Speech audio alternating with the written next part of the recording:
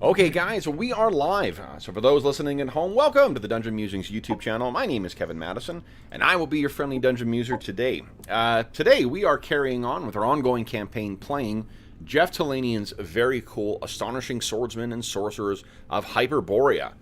And with me today are the Reavers of Thule themselves. I'll go the order I've got you guys on the screen here. Why don't you tell us who you are, who you're playing, and what level are you currently? First up, we have Carl. Hello, I'm Carl. I'm playing Iphigenia, a Contadorus. She is an Amazonian warlock. She is 5th level. She can't cast Fireball, but she has a mean lightning bolt. Nice. Next up is Robert. I'm playing Reagan, a Kelp Viking Runegraver, and I'm checking to remember. I think she is now level 5. Yep. Nice. Next up is Colin. Yeah, I am playing Kane the Lion, Chimeri Kelp fighter. 5th level still, pretty sure. That's it. That's it. Okay. That is it. Excellent. Next up is Will. Hi, I'm Will. I'm playing Amar. He's a Sikh monk from 18th century Earth, currently 5th level. Nice. And next up is Arlen. Hi, I'm Arlen. I'm playing Arter, who is a 5th level fighter. And last but not least is George.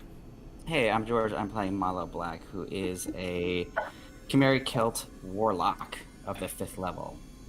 Nice. Okay, so it's been a month since our last session.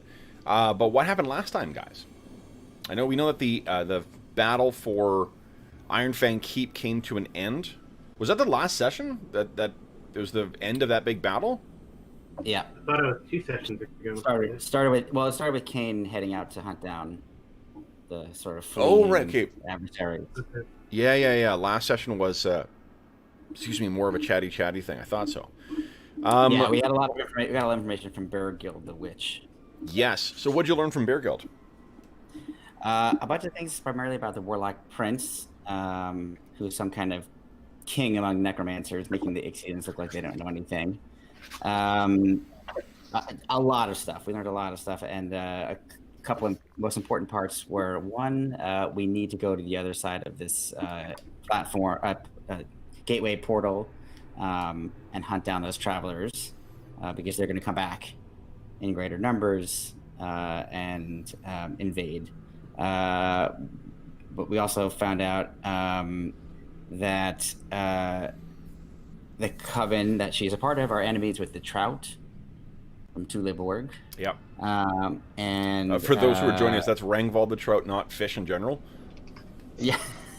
I kind of like the idea. Fish Salmon being are cool, but trout. the main enemy is largely non-hostile fish. Cod's okay. Cod's Yeah. okay. That's right. And she just told us that things like the Wemmick had secrets to the land, so we might want to, parlay with them and get some further information. There's a person named Greta in Tuleborg, who we need to contact at some point about enemies to the north. So a lot of other information about what's going on in the world. The last thing that we did was we were able to convince Sir Fabricus to become sort of a vassal lord of the keep, working for us. Is that the guy that we captured and talked to before? Correct, and he had told us not to truck with witches. Yep. He was not wrong. Wasn't that It worked out okay. what's his name? No, that was the traveler. Oh yeah, he had said not to trust her. He had told us that she wasn't trustworthy. Oh, she was right. saying the same things to Arcadius that she said to us. Then and Sir Fabricus. Although I suppose that is sort of understandable if the witch, betrayed his. She's wait. Exactly. Yeah, well, she was probably waiting to see who would come out ahead. Mm-hmm. Yeah, exactly. So, but she did help us out. It was her witchery that caused problems among the Second Son's camp. That sort of started off, gave us a fighting chance, and we barely survived that battle.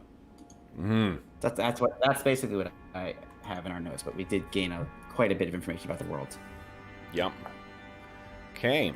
So, guys, this is the aftermath of the of that fight. I think we need to talk about what we want to do for the next couple of days, and because it's going to take you a little bit to get yourselves back up to your full fighting strength. Gwenrig is her player is not here today, so she's going to be sitting this one out. Oh, and Preda, the Tundra Tiger, nearly shuffled off her mortal coil as well because of those. Yeah. So I think she's exactly at 0, though, right? She got knocked down exactly to 0. She was at 0. So, what are you guys going to do with this day? Malo's injured, Kane is injured, Amar's injured, Arter's injured. Everyone's injured. Well, obviously, Reagan is going to. I think. I'm trying to remember when I think you used you used your mead thing already today. Okay. Yeah. Then she's not going to do that. She'll use it tomorrow if necessary. But she's kind of working on a new rune that people can see, and it involves her also maintaining contact with her bow. The other thing is she's collecting some twigs and like kind of throwing them on the ground, and it doesn't look like she's actually doing anything at the moment. It's like she's trying to figure out something in her mind. Okay. So, Cool. just as a note, Kev, that's she has access to augury now. Okay. So, which is basically asking a yes or no question and then finding out what the results are going to be. Basically, if it's inconsequential for weal or for woe, like a 7 in 10 chance of that. Yeah. It's always going to be whoa. I can tell you right now. Yeah. There's nothing good happening here. But, she doesn't know that yet. So yeah, she's basically practicing in her kind of. She's actually fairly scientific about this kind of thing. It's like she has to get it right in her mind before she's comfortable actually using it. So she does a lot of practicing with new things.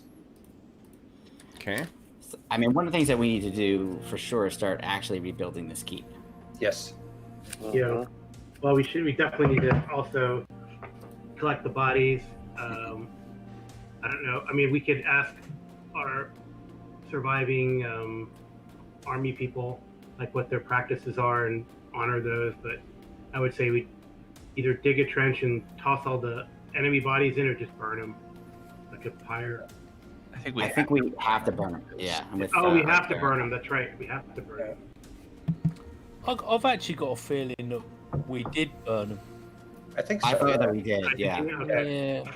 That jogs something in my memory now. I think we burnt them all, and we even talked about sending word to the Wemmocks that we were in possession of the keep and everything else.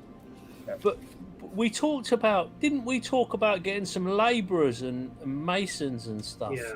Yes. And we probably need to make a trip. Yeah, I wasn't here, so I guess we can make a trip back to Thule. I don't know how that. Dude, from the discussion we had with the, I can't remember her name now, with the witch. What's her name? Virgo. Virgo. Yeah. I know there's a G in there. Virgo, did she suggest when, or did we find out when the invasion is likely to happen? Yeah, there we go.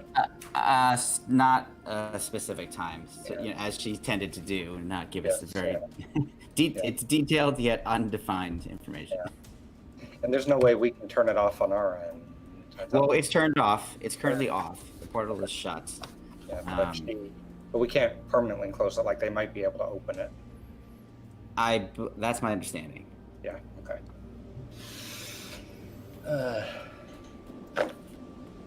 I mean, so I don't know how Reagan really wants to go back to Toolborg at this point to talk to Nude, but she also doesn't want us to lose the keep. I don't think we'll lose the keep. I think that was the agreement with the big kahuna there. We had to show that we could defend it, and then we defeated a challenge to it. Yeah, I'm just saying from below. In other words, if the, right. the travelers come through. Yeah. I mean, the question is, do we want to do something? Do we need to travel ourselves to Tuleborg, or can we send a contingent? Yeah. If we could send a contingent, A, they could get wiped out on the way there or back, and B, we would have fewer forces here. Yeah. So, but we can't. I don't think we can go through the portal yet. I mean, we clearly need a couple of days to recover further. What's the? Now I can't remember, Kev. What's the traveling time to Tuleborg? A couple of days. Yeah, I think it took you guys about 4 or 5 days to get back last time. Let's take a look at the. With a big army, Yeah. Where is it here? And Kevin, do I need to like sit by Preta the Tundra Tiger's side to make sure she recovers, or what do I need to do?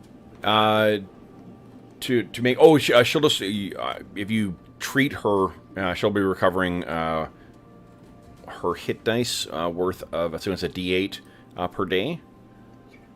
Okay. Naturally, so I don't need to do anything special other than make sure that she, no one tramples her or any mean people. Well, I mean, like, yeah, it's definitely gonna be ideal if no one steps on her, for sure. But, Don't get under the rock. yeah, and just as a for future pet ownership, that's generally true of most animals. It's the healthy or not, usually a benefit to not step on them.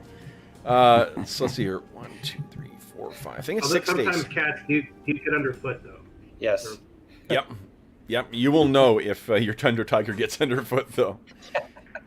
Okay. Here, so let's go back to this thing here, guys, because partly to be nostalgic about Yason, because he remains our companion, the traveling token.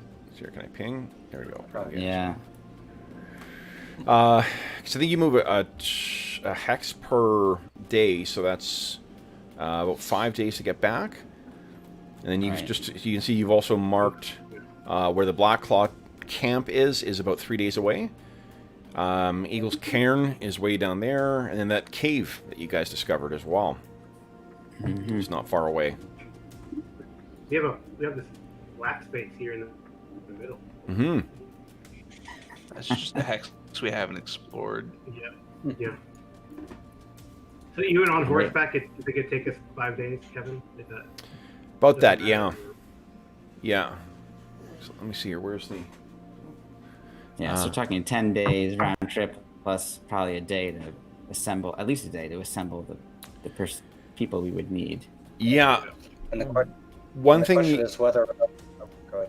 Well, I was going to say, like, one thing you need to be wary of, too. In the same way that, like, you potentially, when a ship makes port, that you have the threat of potentially losing some people, you need to be mindful of the same thing, too. Especially since you don't have... If you're bringing your troops back with you or sending troops back, you need to be mindful of the fact that both of the leaders of that mercenary army are dead now. And... So you don't have them to sort of keep everyone in discipline. Right. We can make this new guy the... I don't think we want to take him. We don't need to take... We can leave the new guy, in charge of them. Well, the only issue with that being, and unfortunately this is... I don't like the metagame, but like for the perspective that if he's back next week, are we going to be back, or next session, are we going to be back from Tuleborg then? For which? For... Oh, you mean... If you're talking new guy Dave. No. You meant Inigo, I think. Inigo. Oh, okay. Yeah. Okay, got it. I thought Inigo died too. No. Okay. Okay. No, I meant the noble guy. Oh, that guy. Yeah. Oh, yeah. Yeah. And we did, as a reminder, find 2,000 coins in the Second Son's camp. You did. Okay. 2,000 so GP. We have some cash to acquire what we need. Yep. So I didn't think. Just go ahead, Colin. I was just going to say, are we considering leaving a garrison here and travelling back to Tuleborg? Is that what we're thinking? Well, it seems like if we want to start the rebuilding of the keep, we would have to do that. And I didn't get the impression from Beer Guilds, though who knows, that an attack was coming like within the next 24 hours from the other side. No. So it's Yeah. And unfortunately, it opened by itself. We couldn't like close it and make sure it was closed. Opened, right? Currently, it's closed from our side. Right. But apparently, it can open from the other side.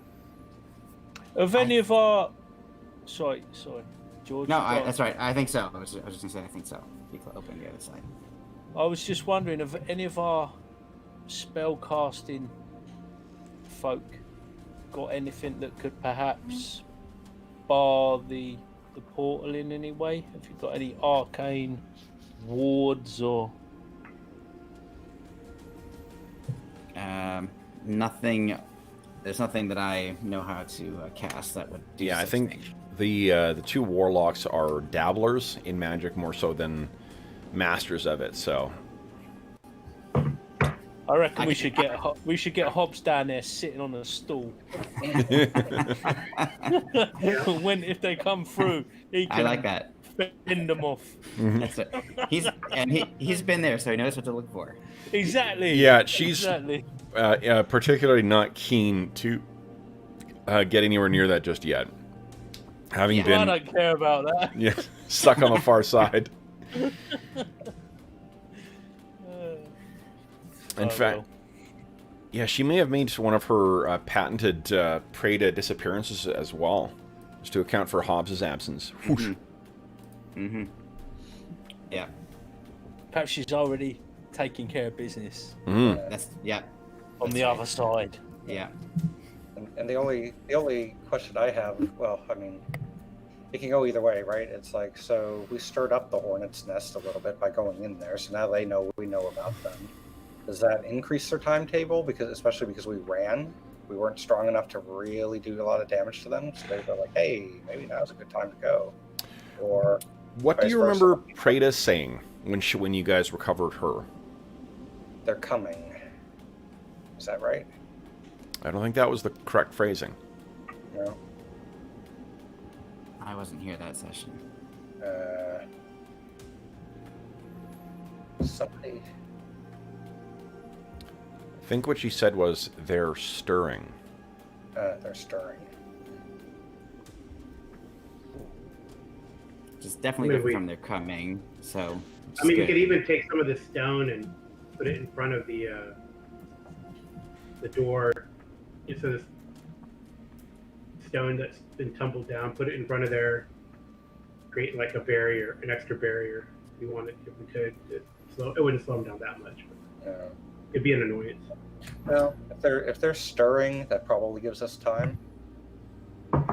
Well, I mean, they're stirring a giant cauldron out of which a fang dragon is about to come. Or they're making martinis. Mm.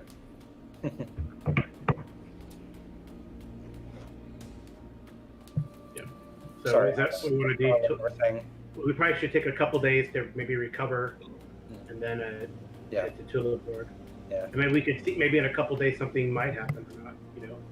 Yeah. Beyond the portal. Okay. True. Arlen, did you say something? And you? Oh well, I was just gonna say, it seems like as kind of quickly as our fights actually go, we don't have to, right? We could recover and then go through and at least do a little bit of scouting and kind of rough some beastmen up, and then head out to Tuleborg if we decide that we've, got them on the back foot for a little while based on that. That's true. We could do that, yeah. We could do that. Recover up and then make a little foray through the portal and see what's what. Yeah, I'll give it at least some sense of what's going on back there. Yeah. I like that plan. Yeah. Yep. So if I remember correctly, Kev, all of the traps outside the main gate have been dismantled at this point. All those pit traps? Pits and stuff. Yeah, there is a clear path that runs from outside of the keep right up to that front door and then through.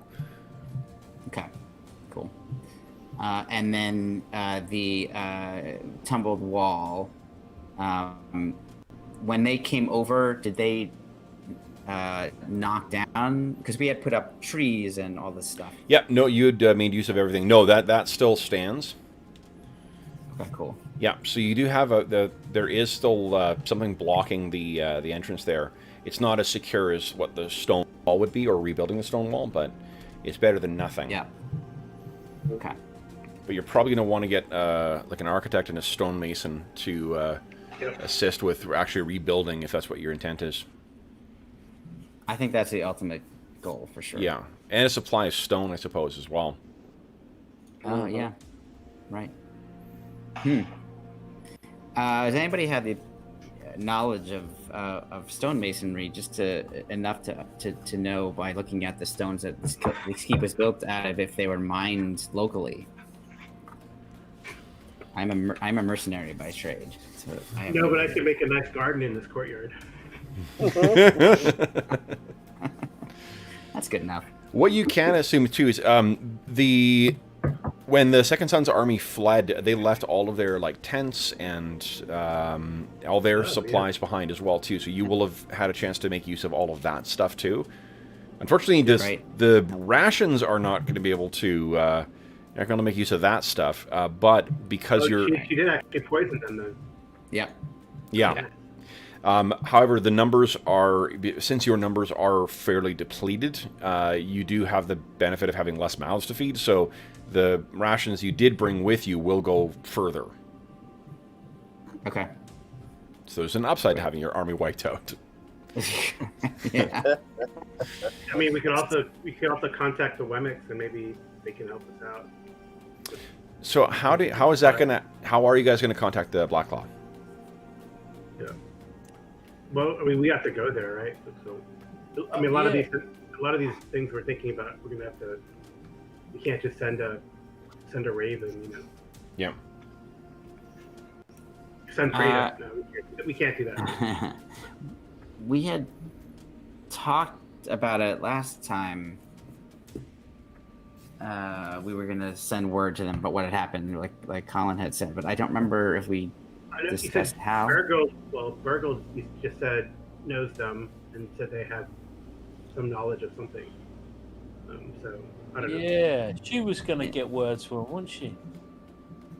She was gonna get to work because we even talked about what we wanted to say to him, didn't we? Yes. What did you say to them? Well, I think the gist of it was we'd taken. George, I'm gonna drink your coffee. Sorry. Ah, damn it! I know. We'd taken possession of the keep, and I think we'd said we'd made good use of the Tundra Tigers and kind of thanked them for that. And I think we were going to tell them about the travelers. Were we? Yeah, that would make sense. In case that because we didn't know if they would actually want to send, because since they had been also decimated previously, we didn't know if they'd actually want to send anybody, so we wanted to let them know in case they decided that threat was worth the risk to them. Sure. So the people we're talking about here is these guys, right? The robed strangers. Yes. Yeah. Did we say to the Wemmick that, you know, if ever they needed to, you know, if they needed a place of security or they were hard pressed to kind of, you know, they could come here for protection? Did we extend them that, or? These are the Wemmick's lands, you may remember, and then the reason that they left here, they never occupied Ironfang Keep because they felt it was cursed or haunted. But the only reason they left was because of the Beastmen. The presence of the Beastmen. And did you guys hear anything about the robed strangers from the Wemmick? Wemmick. Oh, you mean the Pipers? Yeah. The guys who, yeah. I thought they had said something about them, but it's been a while. They did not. Well, we had quite a chat with the shaman, didn't we? Yeah, and they made no mention of it. So either they did not tell you about it, or they were unaware of the travelers' involvement. So the only thing they would know about is the haunting, which we did take care of. Yep. Sorry, Arlen. Oh, well, seems like we could tell the Wimmick, or we should tell the Wimmick that they can, come back because we're working on dealing with the Beastmen. And then that would also maybe help with, if these are their lands, they would, if there's a quarry nearby where the stone to build this keep was quarried, it seems like they would know about it and they could, essentially keep watch over this area for us in case something is coming, right? We have guys inside the keep to watch over the gate, and we have Wimmick outside the keep to watch over the sort of surrounding lands. That seems like that would be a good kind of use our resources well. So we have to tell our men too. I remember they think people from the town think that Wemmick are savage creatures. Yeah, I mean, thankfully we have somebody from the town who has become a true believer. Yeah, you have. I think Kane, it sounds like, will take great joy in burning sort of Blasivarius's Wemmick cloak that he was wearing. Oh yeah, for sure. Yeah. Yeah. All right. So, how many days do you want to spend in the keep then? Because I think you certainly will have time to identify. Remember, we're not using the identify spell as written for this campaign. We're allowing you to use detect magic, I think, to actually identify all your magic items. Right. Well, I can prepare, just so everybody knows, I can prepare 3 detect magics per day. I don't know if anybody else can do it. No, I can't. Okay. And I have 0 prepared for today. I can't identify spells, but I can age you a year. I definitely can do that. I can age you 2 years today if you want. Oh, great. And for a few minutes, you could go fast. So, what are we thinking, guys? How long do you want to spend in here? You got this. I think this whole fight happened early in the morning, right? So you still have a full day before you. Oh, hold on, no, like... you've already used that day, I think, because that was when you were burning the bodies and so forth. Yeah. Yeah. Okay. Yeah. Like does 2 days? Yeah, that's what I was going to say. I think everybody seems like, just looking at everybody, in terms of how injured they appear to be to Malo, that it's going to take a couple days for everybody to get back up to speed. Yeah. Even with Reagan's help and Amar's if he has some. Okay. All right. So today, nothing further is going to happen, I guess. It's day 2 after the siege.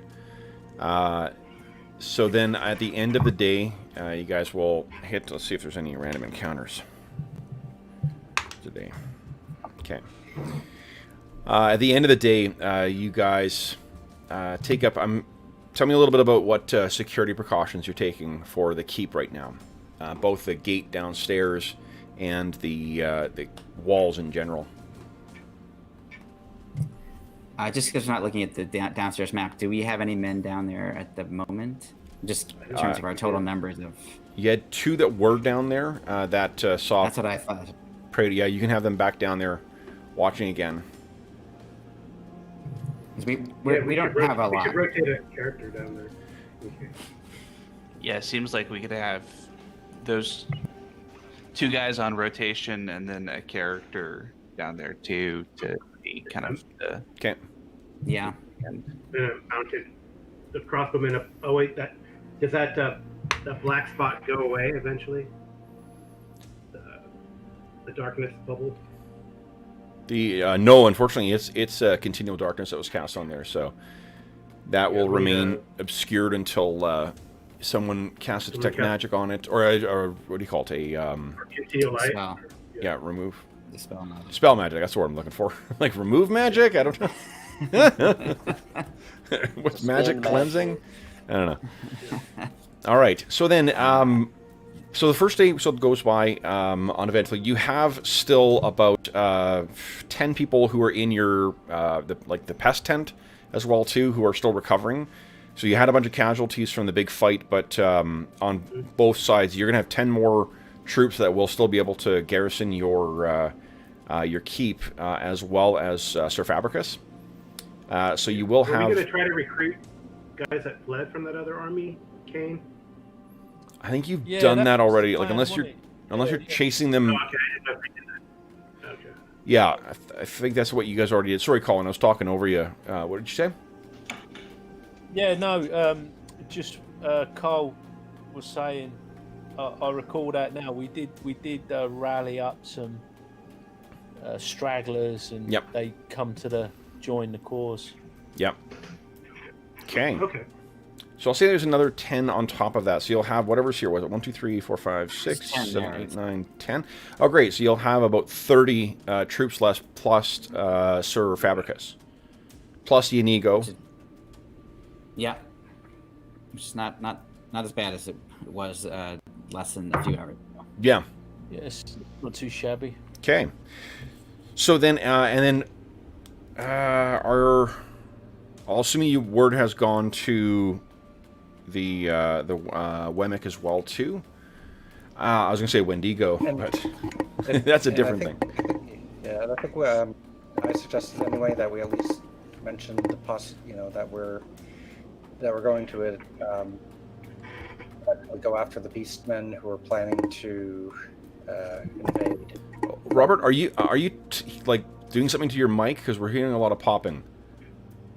Oh, I don't think so. Is this better? Was nothing rubbing? Okay, sorry, no, it's just so we're hearing. It sounded like you were rubbing your thumb up and down the mic. Oh no. Maybe I was kicking something. I don't know. Just mentioning to the Wemmick that we're planning to eventually go in and remove the threat once and for all from the place they're invading from, and let's just see if we can get a little help from them. And not saying that bit, but just seeing if they they might on their own. I think that message has gone already. Like, this is what that wasn't said when Bear Guild was going. So okay, well I think I had mentioned the idea, but it wasn't decided upon. So yeah. Okay. Well, I think we were sort of concerned, at least in part, about spreading out too much information about what's actually down there in the bowels of the keep. Okay. I think we did say that we were going to try to deal with the Beastman threat, but we didn't say anything specific at all, so they don't have any information about that. Got it. Okay. All right. Okay. Yeah.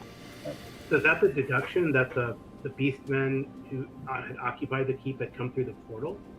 Yeah, that's so. When we went through the portal, there were a whole bunch of Beastmen in addition to the travelers from Lang who ran through, and so our assumption is that the Beastmen were sent through from the portal.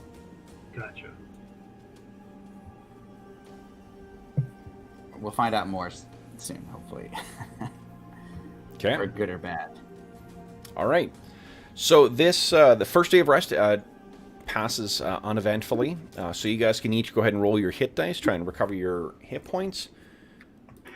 And you'll have a fresh slate of spells the next day, as well as your runic stuff. Any of you who had just dinged as well too, you have access to all your new class abilities now too. Did you get your good night's sleep? Oh, Mar. Yeah. I can always light me by myself. I'll be all right. Yeah. We're gonna roll for Preda, the Tundra Tiger. Yep. 3. Okay. Jason, Jason the Tundra Tiger needs to get some recovery as well too. Someone roll. Jason is Kane's, isn't it? Yeah, is that D8 or D10? D8, please. Nice. Okay, great. So Jason recovers 7. All right.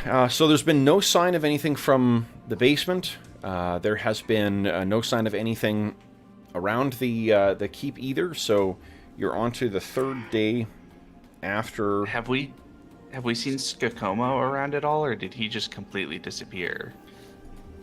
Skakomo activated the gate and went through it. Oh. That must have been while I wasn't here. But, Yeah. Okay. No, he activated the gate, went through he's it. not hanging around in the basement or anything. No, and then he's it was he went through it, and then shortly thereafter is when Preda came through the other, coming back the other way. That's when the guys came upstairs, and that's then when the whole thing happened. The attack of the Second Sons happened. So Skakomo has apparently gone through to the far side before Bear Guild got here. Okay.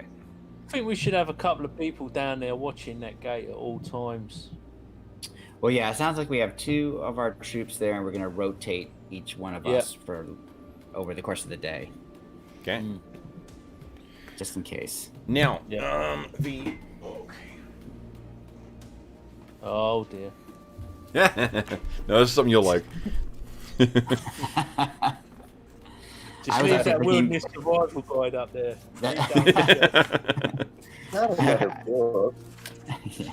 I know you don't have time to do one, but I was thinking your next video, or you could do a video about all the books you use. I actually am. Yeah, that's. campaign. I've had a You couple are. people request like favorites video, so I'm gonna do probably next week. I'm gonna do a video of the books I use in old school games, just things I like. So I mean, it's gonna be a 5-hour video, I guess. That's what I'm saying. Exactly. And then I use this one, and then I use this. All right. Just set up the stack next to you so that we can see it grow on the webcam Yes. Yeah. as you pull books off the shelf. I do like props for the my videos, or visual aids at least. Okay, the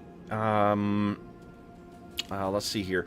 As an aside, because we saw disarm being really effective in a recent AD&D game, AD&D 2E game, I took a look at the rules for disarming in this. They're pretty hard. Like, you need to hit the AC of the target, and then you also, on top of that, get a penalty to your attack roll, depending on the side of things. So it's like disarming is very, very difficult in this. Interesting. Yeah. So, Well, I mean, Conan doesn't disarm people; he just kills them because yeah. He disarmed when he removed their arms. Right. Yeah, that's what I was thinking. Yeah, it depends on your definition of disarm, doesn't it? Yeah.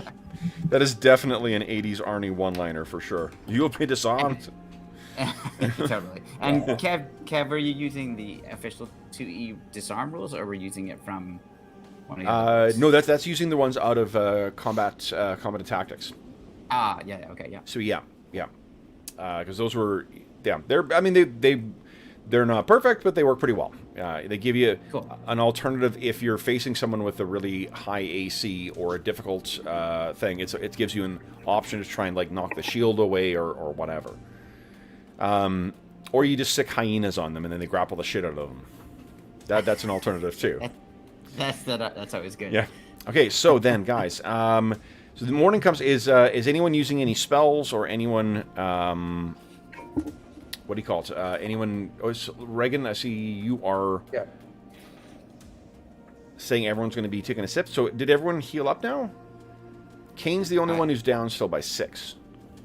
yeah, I think Kane hasn't taken his sip of the mead. Yeah, Nice. No, I haven't taken my sip of the Okay. mead. Okay, Yep. so if you take a sip, you're So back 10 up to hit full points. then. Yep. Someone give us Mara a should be up to- 1d10 roll for Gwen as well too. Let's just get I her got it. topped up here, so when Dave gets back, we can. 3. Okay. Dave. I'm What does that assuming put Gwen? Tundra Tigers don't like mead, so They do not. yeah.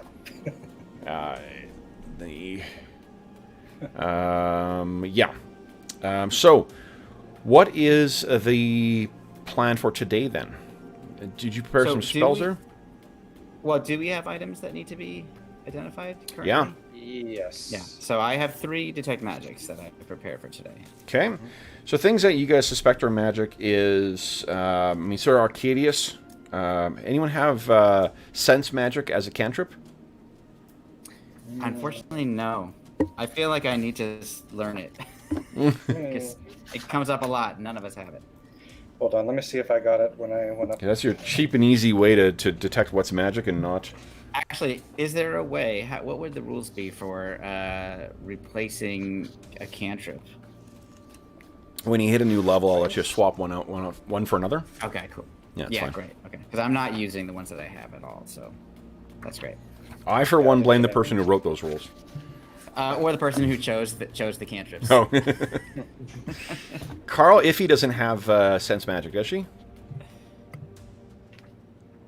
Oh, you might be muted, Carl. Yeah. Everything's sort of geared towards fighting. Okay. Okay. But I guess we can all read magic, so we can look at the armor and weapons to see if there's any inscriptions or symbols. It's not how read magic works. You can't use read magic to get around not casting. You can cast detect magic, and that will identify what's magic or not. And then I'm allowing you guys to use that to identify the actual properties of the items too, just because. Yeah, that's great. Well, Okay. I've got 3. Is detect magic a one at a time thing, or can we like put them all in a pile and mass detect? You can do that. The risk you run there is you may miss something. Like, unless you're piling every bit of... There's all sorts of magical items, right? Cloaks and belts and gauntlets and all the other shit. So I'm assuming what you're doing is focusing on the stuff that the impressive-looking stuff that the leaders had. Yeah, exactly. Okay, so what will... between the 3 castings of that, what I'll say, unfortunately, a lot of the kind of like named NPCs did get away. And I think that someone gave Fabricus back his sword, didn't he? Yep. I had taken Fabricus's sword, and I gave it back to him because I felt like that was the right thing to do. And you gave that back was last awesome. session, right? Yeah. Yep. Okay, so in which case, if you didn't get XP for that, I was going to give you XP. That's a really great thing. I was going to give you the XP benefit from as if you'd recovered that sword again. So what was the... do you remember what the stats are on that sword? Was it a +1 sword? I think I still have it written down. Do I? I'm sure I probably have it in my notes as well, no. but it'd just be easier if you happen to have I think that. it was a +2 sword because I'm pretty sure I was doing 1d8 + 3 damage, and that includes my +1 from mastery. Okay, pretty good. Okay, so then I'll add that to today's total. And I remember it could create like a shower of sparks or something like that. Oh, right. That's minor. Yeah, minor thing. Okay. Kind of minor enchantment. All right. So here's what you guys find on, because there was the big guy as well too. So the big guy had a Morningstar +2. Let me double check there's not different kinds of things here. Yeah, +2 Morningstar. The big guy also had oh no, it wasn't him, it was someone else. He had field plate on as well too, so if you guys want to retrofit that to one of your characters, you guys can do that. Sir Arcadius likewise had a set of field plate on. Excuse me, he had a bastard sword +1 and a large shield +1. And let's figure out what... I'm taking a bastard sword because I don't have a magical weapon that I can use effectively. You got your helm, what are you talking about? Yeah. So I'll give you your hammer back, Kane, for that bastard sword. Oh, give me a sec. I left the... I'm going to roll the items, or the special qualities of the things. Give me 2 seconds here. I'll be right back. As far as I'm concerned, Iphigenia is welcome to the bastard sword. I mean, you can keep the hammer as well if you like. I don't know. Too unwieldy. Too big. Reagan definitely, Reagan definitely will. I mean, as long as nothing's, showing up as anything other than, neutral or no negative effects, she'd like to finally get a magical weapon. But I am magical. Yeah. Sorry, guys. I was working on our Eberron session, so I had it over there. Cool. All right, so Robert, do you want a hammer, man? Is the hammer plus something? Yeah, It's a it's a great plus- hammer +1. Yeah. Yeah, I think Reagan Reagan would prefer that because she's seen you swing it enough, although, that she obviously would be comfortable with that. So if you're upgrading, then she'd be happy to take that. So that would mean she would not be using a shield then. Okay. But you can smash down I think that's the one that smashes down buildings as well. Yeah. Okay. Well, let me check. I'm not even sure that she has a. So the Bastard Sword +1, is that going to Iffy? Yeah. Yeah. Then Carl, give me a percentile roll, please. First. Mm-hmm. 84. 84. Okay. It is cursed. Awesome. No, I'm kidding. So It's going to happen at some point. Yeah. That's Dave. Dave's character in our Barromaze game got cursed with an amulet that he grabbed before anyone else could get to it. That's awesome. Yeah, it was fantastic. So this this weapon always stays clean of any dirt, blood, or other blemish. And once per day, you can activate it with a command word, and it'll do 1 additional force damage. So it'll effectively, I mean, there's not really different types of damage in this game, but what we'll rule that is basically it'll have ghost touch for 1 attack. Wow. So it can attack incorporeal creatures. Who is taking that large shield? +1. Anyone? I do not need a shield. I usually go sword and shield, but I don't want to. Well, no one else is using it. No one else uses the shield. Yeah. Yeah. Let's take a look. I use a shield sometimes, but I'm doing the 2-weapon fighting thing right now, so. Yeah, Reagan doesn't actually even have a shield at this point, but she doesn't. Yeah. I think she's fine at the moment. Oh, and Arlen, we're gonna do. I said this before too, but like when you guys have a sufficient like downtime kind of period, I'll let you retrain your weapon specialization as well too. Cool. Because that's just that's an awesome role-playing thing of you switching from the bow, and I don't want you to be penalized mechanically for that until you get your next specialization. So, I was just going to warn me. It says you may not want to take it right away because you might want to wait until you get a super awesome weapon to specialize in. But yeah, I didn't listen. No, yeah, exactly. Of course, if you only get it at like 4, 8, and 12, then who's going to get to level 8 with an old school game? Yeah, when you're not taking advantage of your class's good thing. Like, okay, then let's see here. The shield. Sorry, I was going to check to see if Gwenrig uses it as well too. 'Cause I don't know if. Yeah. I mean, she got a lot of magic items when she first joined the joined the party from the. She has a +1 shield already. Yeah. So you don't use a shield, Mala?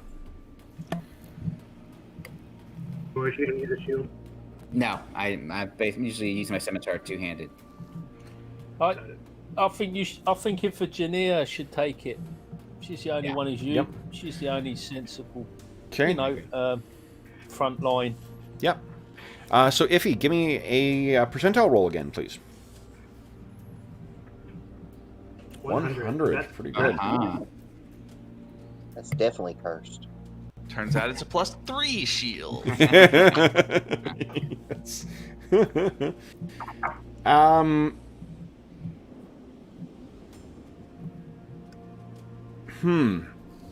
I'm trying to figure out how to translate this into. So what this will give you is it's not going to stack with your armor, but the DR from magic or from armor generally doesn't apply to spells and like fire and things like that. Like it's generally only weapon attacks or like beast claws or shit like that. While you have this shield ready, Iffy, you're going to have a DR1 that'll apply against everything. Okay. And that doesn't stack, but what that allows you is that you've always got a minimum of a DR1 against everything, including like magic missiles and fireball and stuff like that. It's a force field. Yeah, exactly. He's Brainiac 5. It's like a droidica thing. Oh, yeah. Yeah. That is probably a more relevant reference than my Legion of Superheroes reference. Oh, man.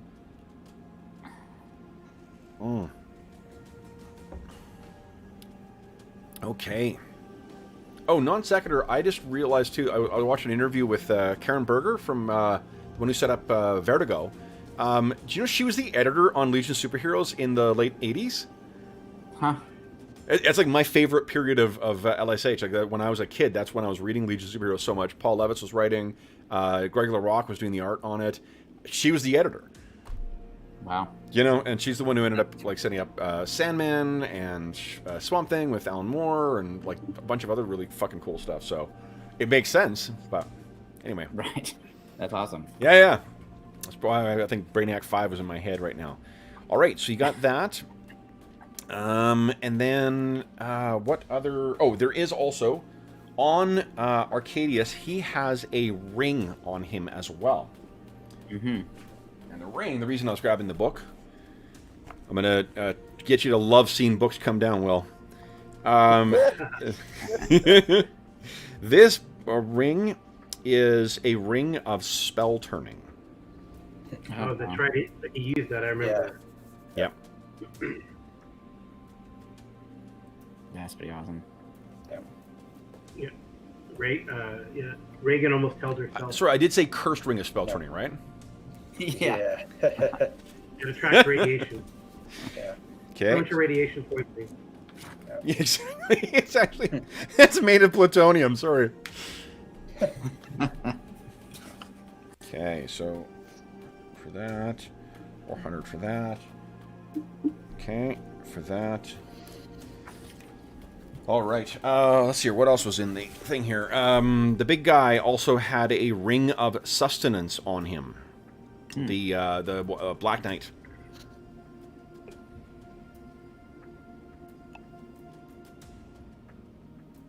And that was it. Unfortunately, all the casters got away. That son of a bitch who was hanging over the side of the wall shooting you with his ray gun, he got away as well. Yeah, we even went after him. Still couldn't get him. Yeah. Turns out bards have an amazing selection of spells. So, that appears to be the... Oh, and then we need to roll... give me a percentile roll for the Ring of Spell Turning, please. Whoever wants to take... I guess, first of all, who is going to take that item? I feel like Kane has suffered from some egregious spells in the past, but... Does it have any... Does it affect all spells or just hostile spells? Because we enlarge Kane a lot, too.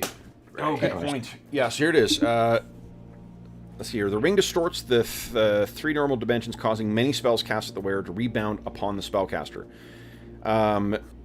Some spells are immune from the effects of the Ring of Spell Turning. Spells that affect an area, which are not directly cast at the wearer. Spells that are delivered by touch are not turned. And I think that enlarges a touch spell, right? Yeah. Well, enlarge actually isn't, but but she can touch him if that... yeah. So, but the thing is, if it isn't, if they're delivered by touch, so it's got to be a touch spell. Magic contained in devices, rods, staves, wands, rings, that are triggered without spell casting are not turned. Yeah, it's not a touch. It's 5 feet per caster level. Okay. Just take. I mean, you could just take the ring off. Yeah. Put it back on before. Either that, or else Reagan's going to be getting very large a lot of times until she. Damn it! Which will not be what we want. Who's not had anything? Good question. I think I'm going to take it to field plate, since it seems like we're all upgrading, and I'll be working on getting it to fit right. So do you want that fancy silver plate from Arcadius, or do you want the black plate from the Black Knight? Oh, the black plate sounds much cooler. Nice. What about Amar? Amar ain't had nothing, have you? Not in a while. I was just trying to think. I mean, I think the spell turning would kind of, because I was thinking about the haste spell, because I know a lot of times Malo casts that on. Be great. Malo ages 2 years instead of 1.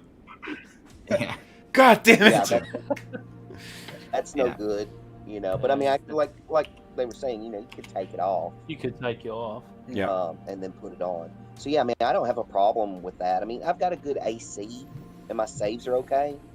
But you know, if it's one of those things where there's like, I guess when it, you know, when it just affects, it's not necessarily you don't have to have a 2-hit roll on the spell. I mean, it could be useful. Yeah, definitely. All right, so Oh, what was the last? Oh yeah, Reagan wouldn't take the ring, would she? No. Okay.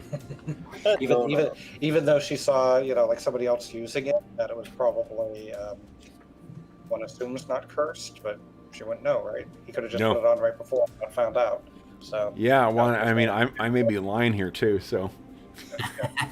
There's absolutely no way she would take a ring. Okay. Even if it looks good. So then, Amar, you taking the ring? Yeah, and that's not in the main Ash book, right? No. It's from AD&D. I'll send you the stats. Yeah, I think it's in DMG. Okay, that's fine. Just want to send it to me. It's fine. I just wanted to write something in. Sure. So give me a percentile roll. Let's see what minor property it has.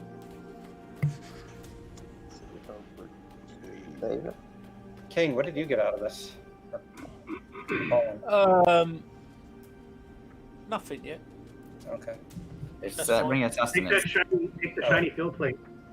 Yeah, maybe that would be the best thing, because there's 2 sets of field plate, perhaps. Yeah. A 2. Yeah. Huh. So you can use an action to cause the item to shine bright light in a 10-foot radius and dim light for another 10. That's pretty cool. Yeah. Yeah, that's pretty handy. Yeah. Ring of flashlights. Right. Okay. So then, where? So you notice how I Americanized that for you all. I was wondering at that. Yeah, man. I was like, did I say torch anymore? What happened? Yeah, no, we say torch, but when I'm on a predominantly American stream, I will say flashlight. It's not 4th of July. Nice. That's appreciated. Okay. You might confuse any of us. Yeah. I don't want you throwing all my tea in the drink. Especially not today. Jeez. Colin, do you want to take the ring of sustenance too? You tend to go out ranging sometimes. I'm assuming it does something. Yeah, that does quite appeal to me as my character. You can see the sense in that. Yeah, it gives you up to 7 days without food or water. I don't see how that would come in handy in Thule, but yeah. No. You also require little. No joke. When I rolled it up, I actually thought, I'm like, is this going to break things? Just for one person. Yeah. The plus 4 cloak of protection, I had no concerns about that. But the ring of sustenance, I'm like, wait, hold on. Kev's thinking, oh man, I'm going to have to take my wilderness survival guide and throw it in the trash. Let's see. So, another upside. You only need 2 hours of sleep with the ring of sustenance. But after 7 days, you must eat heartily and then sleep for 18 uninterrupted hours. If not, man, I would love that. Man, if everybody's cool with that, I'm happy to have that ring. Just to have the hearty. Yeah, absolutely. That's awesome. So it must be worn for a week. It must be worn for a week before the benefit. Its benefits are realized. So I'm putting it on right now. That's the way to not break it. Because if it was said, oh, you only need like a attunement, then people could switch it every day. Yeah, exactly. Yeah. Well, we talked about before, like, there's definitely the feeling is that Ash is a culmination of Jeff's house rules from years and years and years, so Yeah. I'm sure there's some player bullshittery that led to that rule. Totally. Oh, jeez. Okay, so then, guys, what are we... Nice. We've got everything identified now. Oh, and hold on, I'll get the XP value of that Ring of Sustenance for you as well, too. Were there any, whatever they're called, properties to that string sustenance, or? That's just what it is? We haven't... No, we got to roll that. That ring is so keen. So give me... It totally is. Let's see here. Colin, give us a percentile roll, please. Let's see what minor item or minor property it has. I just love that chart. It's so cool. Oh, I bought totally. that book Oh, did you? Cool. Yeah, you can't get a printed copy anymore, but I bought the PDF. What book is Really? Yeah, they took down the print on demand. Oh, that's bullshit. Yeah, no, I'm waiting for them to put it back up. What book is that? 94. I've seen Manual it of- twice. Comprehensive Equipment Manual? There's another thing. It's got really good rules for masterwork weapons as well, too. A really good idea for... and I mean, the long and the short of it is just you add a quality. Rather than giving a flat modifier bonus, you add a quality to it, like deadly or whatever. And that's pretty cool. Okay. A lot of stuff in it. It's not just about magic items, by the way. 94. Oh, great. Okay, so 94.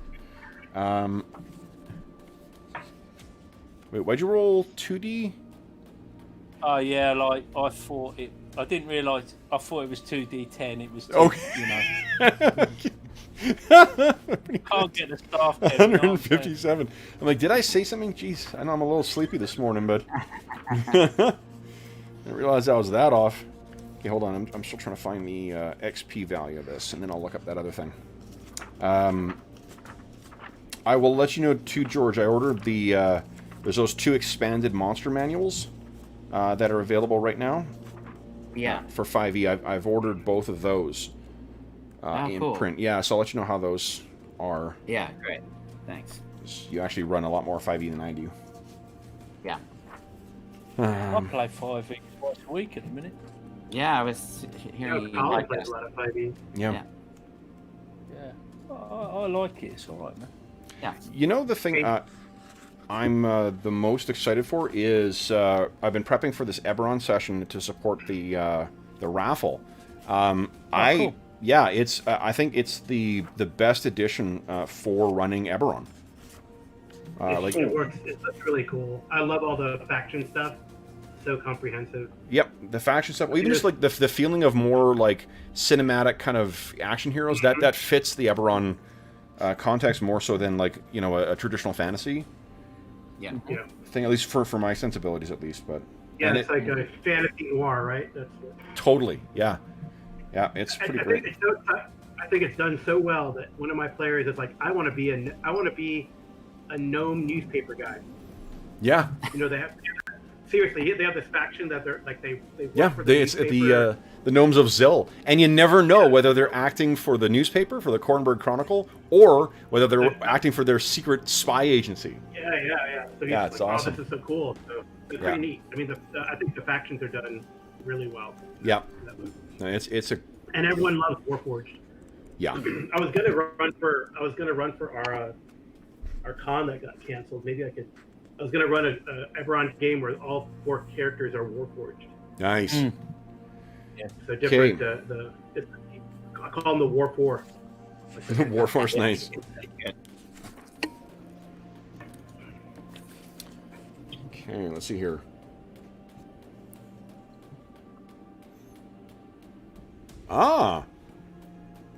So once per day, this Ring of Sustenance. Once per day, you can increase your movement speed by 5 for 1 turn. So, and that's 5 feet, not. I know Ash has got a bit of a... not AD&D style. No, that would no. be really good for Beargore if it was go from 6 to 11. Yeah, you're really Be almost at the human rate. human rate again. Yeah. we had a chase in our game where the dwarf who had been enlarged was trying to keep advantage of his increased stride for long enough to catch some gnolls before he shrank that down and was dramatically outpaced. So when you say one turn, Kev, do you mean like 10 minutes? Yeah, 10 minutes. Yep. Awesome. That's great. Great. Okay, so then, guys, those are your magic items. What are we going to do with the rest of our session? Well, we'll take our mid-session break a little early in a moment here, but what are we going to do for the rest of the session? Do you guys feel that you have... Thule or mimic? Well, first question, everybody looks like they're all healed. Everybody's feeling ready to venture forth, right? Okay, cool. Yeah, so that's the question. Well, I think it sounded like we had at least discussed the idea, Arlen's idea of going in and trying to give the Beastman a bloody nose first. I mean, I like that because that could take, as Arlen said, a very short amount of time. Yep. So if we're all... Yeah, if we're in there for 10 minutes of combat, it's not like we've lost anything in terms of making progress to Tuliborg. Yeah. And I mean, I don't have any first level spells, but I've been mostly just fighting these days and using haste, so yeah, I'm happy to go in. I don't Okay. And it's like an underground dungeon crawl. So yeah, I'm down for that. Okay. Everybody else? Amar, Yep. Kane, cool. Yep. Awesome. Okay, so everyone's got their stuff here. Let's take our mid-session break here, guys. We'll be back in 5 minutes, and then... So McGurk says in chat, more like can't trip then, am I right? Sorry, I'll show myself out. Nice. Well played. That's good. All right, so we'll be back in 5 minutes here, folks, and then we'll jump into the Gate of Doom. Did I mention it was called the Gate of Doom? I think I did, right? So back in 5. To your death.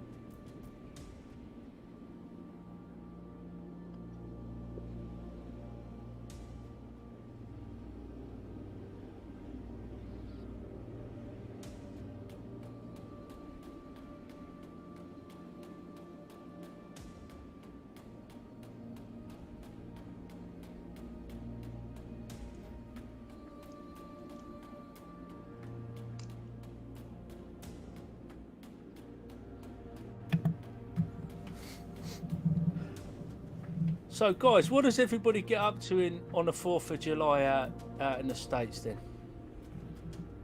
You mean normally or during the plague? Well, both actually. We compare and contrast. Normally it's like, I mean, fireworks are the big thing. That's sort of the okay. thing, is that you go to wherever they're putting off fireworks and set up like, lawn chairs or picnic blankets or stuff like that, and have food, and then as it gets dark they set off fireworks and all that sort of stuff. So I've been getting daily texts from the city and the state about do not go to any large gatherings for the 4th of July because of the Texas it's real bad right now in terms of the rate of the illness. So I'm gonna play some Trudvang later this afternoon, which is how I'm gonna celebrate. Trudvang Chronicles. Okay. By Riot Minds. We played one session of it a couple weeks ago and had some fun, but we didn't get into any combat, so we're doing a sort of combat test of the system. Right. You haven't talked about that on your podcast, have you? Unless it's on the most latest one. I don't think so. I think after I do a combat thing, I'm going to do an overview to kind of give an idea of what's there once I kind of know what all the systems are like. We had a lot of fun with it. We didn't roll very many dice, is sort of the interesting thing. It has this kind of crunchy character creation system that is pretty involved points by stuff. But then in actual play, we didn't use a whole lot of that, so I'm kind of waiting to see what and part of that is just the sort of style that I went with in terms of DMing it, but it's kind of, there was a Kickstarter for the 5e version of it. Since you like 5e, Colin, you might prefer that to the sort of original system. Yeah. I think the only reason I'm really playing 5e is because that's what I've got. I've invested in that. The kids have enjoyed it. I find it pretty easy to play. It's easy to hack too. Yeah, it's easy to hack. I like the fact that what do you call it? There's the kind of one mechanic, really, one mechanism that rules them all. It's got some of the best accessories of any game, like spell cards and monster cards and shit like that. Yeah, we've got some of them, so that works out for my son. He's made like a little magic book for his character using Mage Wars card folders. So there's 4 cards on each. So you've got like a little... Yeah. Sorry, George, this is your go-to game too, right? What's that? 5e. At the present it is, yeah. Yep. How old is your son, Colin? Oh, he's just turned 11, but he's been playing for a good while. All my kids play, except my eldest. My eldest has turned to the dark side a little bit recently, so he's just sort of like into drumming and girls and stuff. And mind you, I let him off. He started learning the guitar, so that's all right. You did get these cool particular spell cards. Oh yeah, those yeah, very cool. I just got the cantrips. They are cool though, I have to say. Yeah. What are they? They're the spell cards on one side. The other side has like a lenticular animation of the spell. Who's putting them out? Who put them out? The Deck of Many, Hit Point Press.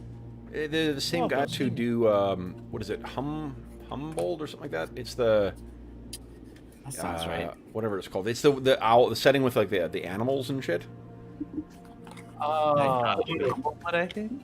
I call it Humblewood. It's not. I call it Humble Bundle, but it's Humblewood. Humblewood, yeah. And it's got like, it's sort of like a little bit Red Wally. Very cool. Yeah.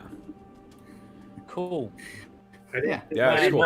My son would like it. So I didn't back that one up. I like the Italian one, Historia, because it looked more kind of gritty, Renaissance. Yeah. Has anybody checked out Pharos yet? The Pharos book. I have it on order. It hasn't. Yeah, I don't think it's come out. Yeah. Yeah. It's weird because with Odyssey the Dragon Lords, I really like that product. Yeah. And it feels like Theros is going to kind of touch on a lot of the same stuff anyway. Just There's like 5 Greek myth-based 5e products out there. Yeah. Yeah, because there's also one called Arcadia, Yeah. and I'm trying to think. I think there's another one too. Land of Myth. Yeah. Yeah. This one is. I like this one because this one's kind of like more like you play characters in the based on the Odyssey Homeric. Yeah, I think you put me onto that one, Carl. I got that in PDF. Kind of a more realistic or more historically based, but Yeah.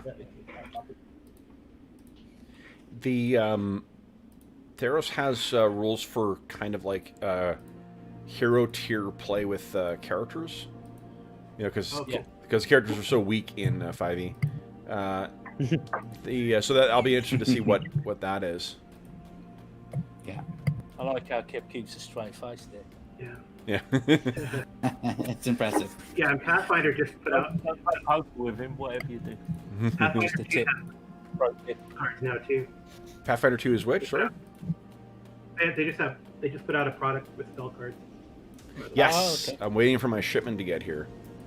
The beast cards for that it's the best ones I've ever seen.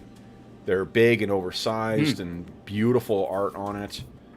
Full art on everything. It's almost all the monsters in the game for it too, like the.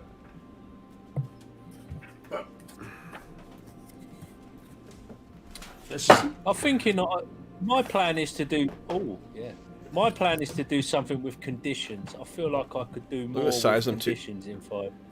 This is all of them are this big, with That's awesome. everything on the back, and they managed to fit all the rules on the back of all the cards too. Oh, And the Do you creatures. know what that reminds me of? Did any of you guys ever play Summoner Wars from Plied Hat Games? Card game called I Summoner have Wars. it and I've played it, but it's been a while. Ah, yeah. Yeah, it was a nice game. Yeah. There's cool races in that. I'd like to do a mashup of 5e and Summoner Wars. I think that would be pretty legit. Okay. I got every card there is for Summoner Wars. Nice. That's awesome.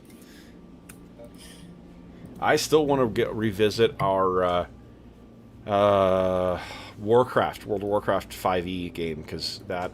Oh yeah. They've since we last played it, they've actually added a monster manual with a bunch of that's appropriate for it. So there's Arter, Gwen's when he's not here. Okay, guys. So Awesome. what was that, Carl? Murlocs. Murlocs. Oh yeah. If you guys think I like making goblin sounds, wait till I start doing Murloc. Oh man. Okay. So so for a guy who likes dog-based things, having rules for playing Worgen characters. Oh boy. Oh, Heaven. Love it. Okay. So the tell me about what the plans are. Are you bringing food with you, or are you just bringing your gear and that's it to go through the gate? I feel like we should take standard adventuring. Yeah, you never You know. know. What if we end up in somewhere else? Yeah. Yeah. We never know. Our goal is to do this fast, but Well, and what our plan is and what actually happens is rarely Exactly. I don't know what you're talking about. to steal a line from Firefly. I guess we watched Skakomo actually turn it off, so we have some idea, or just pray to know how to operate the machine. I think. I guess I'm wondering is how can we be sure that we actually end up opening the right portal? Yeah, either Malo or Iphigenia can. They know enough about arcane secrets and such to be able to try and activate the thing. Okay. Cool. I mean, we were with Burgild when she shut it down as well, so we can have watched carefully. Yeah, constructing it or repairing it would be an extraordinary, task, likely beyond the scope of what your knowledge is. But it is designed to be user friendly. Cool. Yeah, so like Beastmen could use it. Exactly. It's got an approachable UI. Exactly. Turns out Steve Jobs was a traveler from Lang. So, we need to have even the Beastmen use it. All right. That's my Traveler of Lang Steve Jobs voice, if you're curious. Yeah, that's a good mashup. All right. Now, You convinced me. Nice. Am I in Palo Alto? Now let's have you guys make your way through. So you make your way down into the basement again, and just as a reminder, it's got that strange lattice work of black metal that seems to be all connected in some way, and there's gears and so forth that move through there that are complicated beyond your understanding. But either Malo or Iffy have the wherewithal to activate this sucker. Who is going to be the one who activates it? And remember, there were very, very little lights, and the lights were basically like the equivalent of LEDs, kind of in the black metal walls on the other side here. So who is going to create light? So that's the good question. I have some torches still. Okay. If needed, but it's not a preference, I would say. Does anybody have a lantern? Well, you've got that ring. The ring gives off light. Yeah, I've got that. I've got the ring. Yeah, that's cool. Yeah. Gotta Can we get the start ring with that? bright and put it dim. Okay. Reagan has the where'd it go? She's got the one where her hand glows, but she has to concentrate on it. So Yeah. I won't So- see both even if- Will, you said it was 10-foot radius? 10-foot bright, 10-foot dim. I Okay, see, so okay. that's not massive, is it? It's not huge. I feel like we should have one more light source just as a backup in case. Okay. Have we got any lanterns in the keep or anything? Shall I go back and get a lantern? Or some torches? Or among us, yeah. I wonder if any of the gear, the Second Sons, we can check through to see if they had a lantern. The second sense, you'd probably find a lantern within there. Great. Who wants to hold this lantern? maybe not- best. Maybe best. I'm not holding the lantern. Yeah. Maybe I'm a- best. Yeah. Maybe best for Reagan, since she's likely to be casting at least at the beginning. Yeah, I feel like she'd take better care of it, you know. Yeah. Okay. Okay. I'm like just to throw it. At something. And Carl, does Iphigenia want to open the portal, or did you want Mala to do it? I can try. Cool. Okay. Give us a D6 roll, please. And I'm sorry, who's carrying the lantern? Reagan. Reagan is? Okay. Yes. Is it? Do I need to? I'm the one who needs to make the D6 roll. Okay. Sorry, no. Yeah, Iffy was making the roll. So Iffy did not. Okay. You're looking at this, Iffy, and now that you're actually, the pressure's on to actually get this thing going and get it activated again, you're finding like, fuck, what was it he actually hit? And Mala, you probably see her hands kind of hovering over this, trying to, not quite ready to commit to one thing. So would you like to give it a try? Yeah, I'll check it out. Okay. There you go. Nice. So you, Neat.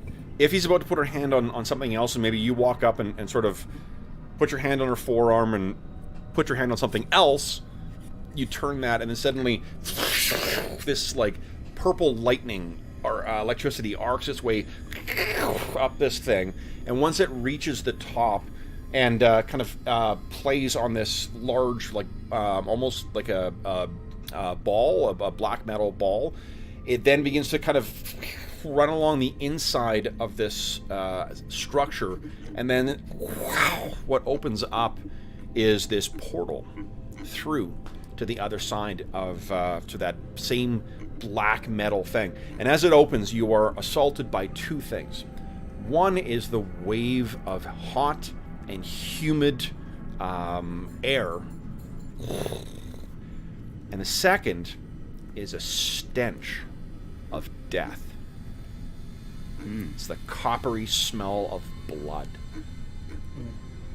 So, let me move you guys over to the thing here. Go. All right. So you guys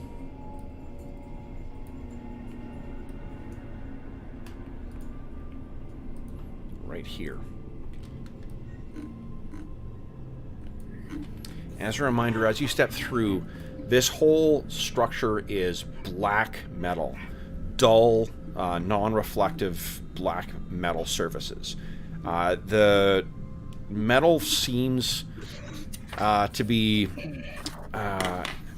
like finer crafted. It's either made, like every single piece of this is made by a master craftsman, or it's some kind of craftsmanship that is well beyond your understanding or expertise. There are perfect edges, there are perfect widths for some of these things, and then deep within them, if you put your hand on the walls, you can feel things moving within there too. There's a pulsing to them, as if the walls themselves had some kind of heartbeat. It's alive. So what do you guys do? So if I remember correctly, last time we were here, our enemies went in both directions, up that to the north and straight east. Is that right? Do you mostly, remember? I think we fought them kind of in this area. Yeah. And there were other corridors that branched off. Then one of the travelers from Ling snuck around, got away from us, going around into another corridor, but I don't think it was this one right here. Okay. No. Assuming that we're in the same place and not in like the same construction, but not at the exact same, right? Can we tell if this is the same corridor or if this is like another corridor within the same? It looks the same as what you were in before. Okay, but obviously we're not experts on this stuff. Yeah. So. No, you guys. Sorry, okay, go ahead. Did we lose Will in chat as well? Oh. Yeah, we lost Will. We lost Will in the hangout and in the. Okay, let's give it a second. I was just going to say, do you guys want me to take point? Because I'm not convinced I could get a good swing on my hammer. I've got a cramp back here, you know. I feel like...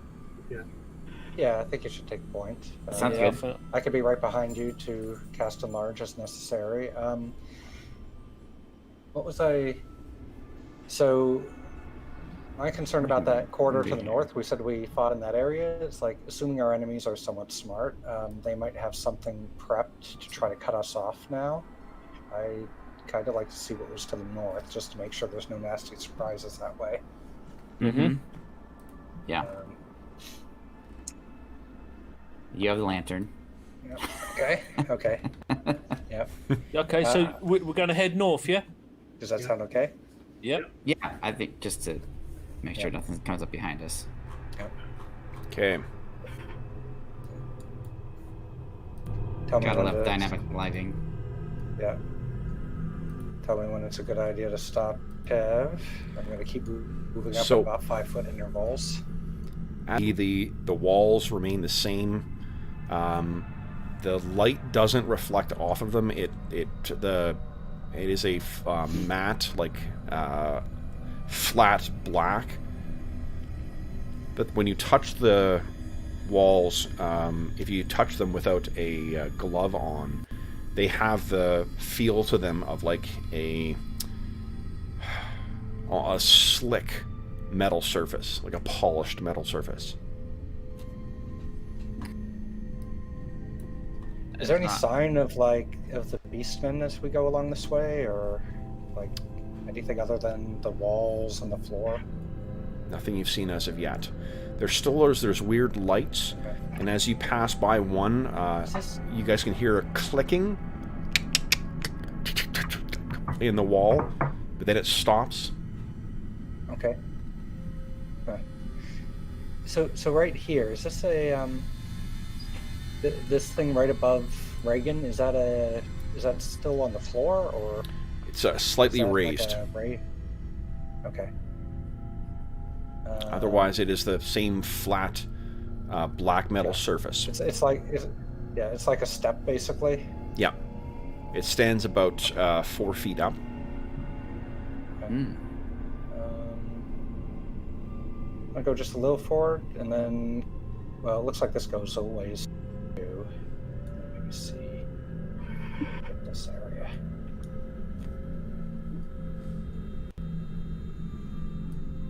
Okay. Interesting.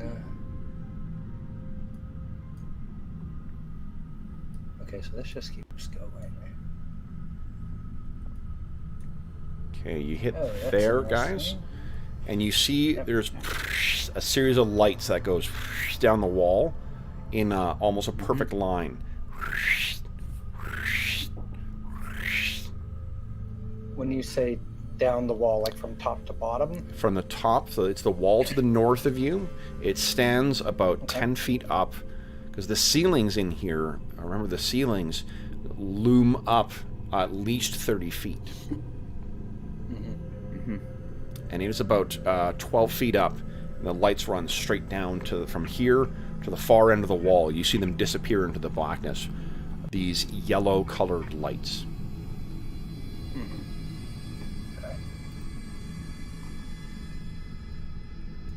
And was it just a one-time occurrence, or is it still going? Okay. We think this might. So, Kevin, it's going horizontally or coming straight down? It's going horizontally. Okay, got it.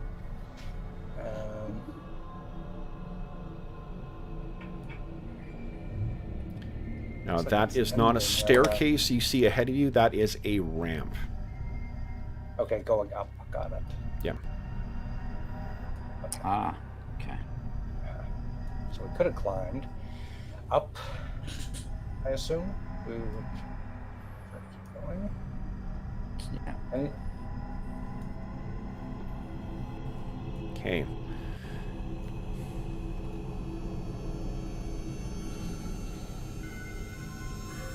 So, what you can see... Now we have options. The corridor continues on to your right. Straight ahead, it opens into a chamber. And it is the arc at the very top is a perfectly kind of squared off area that stands about 25 feet up, and it leads into this other chamber. There also appears to be a chamber to your left. Do we hear anything? I mean, Reagan's going to pause for a moment to really, really listen, see if she can hear something. Apart from the ambient clicking and the weird, sound of the throbbing behind the walls, very quietly, and of course the sound of your own beating hearts, there's no other sounds. I would assume we would hear beastmen. They aren't very quiet. Which way should we go? Left or up? I'm gonna go right, guy myself. Maybe just peer into that room to the north just to see if it's contained or. So she's gonna come over here to this side and take a look. Okay. So what you can see in there is it's not displayed on the map here, but there are massive, what look like frosted glass cylinders, and these things stand about 30 feet tall, nearly to the very ceiling, and the glass itself is clasped at each end with some kind of more of that black metal and more of the same bizarre apparatus that you've seen around the other, you know, the entrance and inside some of the open little gaps in the walls. There are tubes that run into it. There's little bits of gas that comes out, but they are completely frosted over. There are 4 cylinders in here, and all of them are completely frosted over. And again, the sheer perfection of the consistency between them, every single one of them is identical. And just for your eyes, that is remarkable. Just remember that for your characters, everything's handmade, it would be a master craftsman to craft something this big out of glass and have it be perfectly sized. 2 of them would be an impressive achievement of a lifetime. 4 of these things really sealed in here. Clearly it's magic or perhaps something else. Reagan asks the others, says, so it looks like it's frosted like, you know, something cold, like you could potentially rub it like that, would, you know, and see what was beneath. She asks, does anybody have anything that could heat to melt that without us touching? No.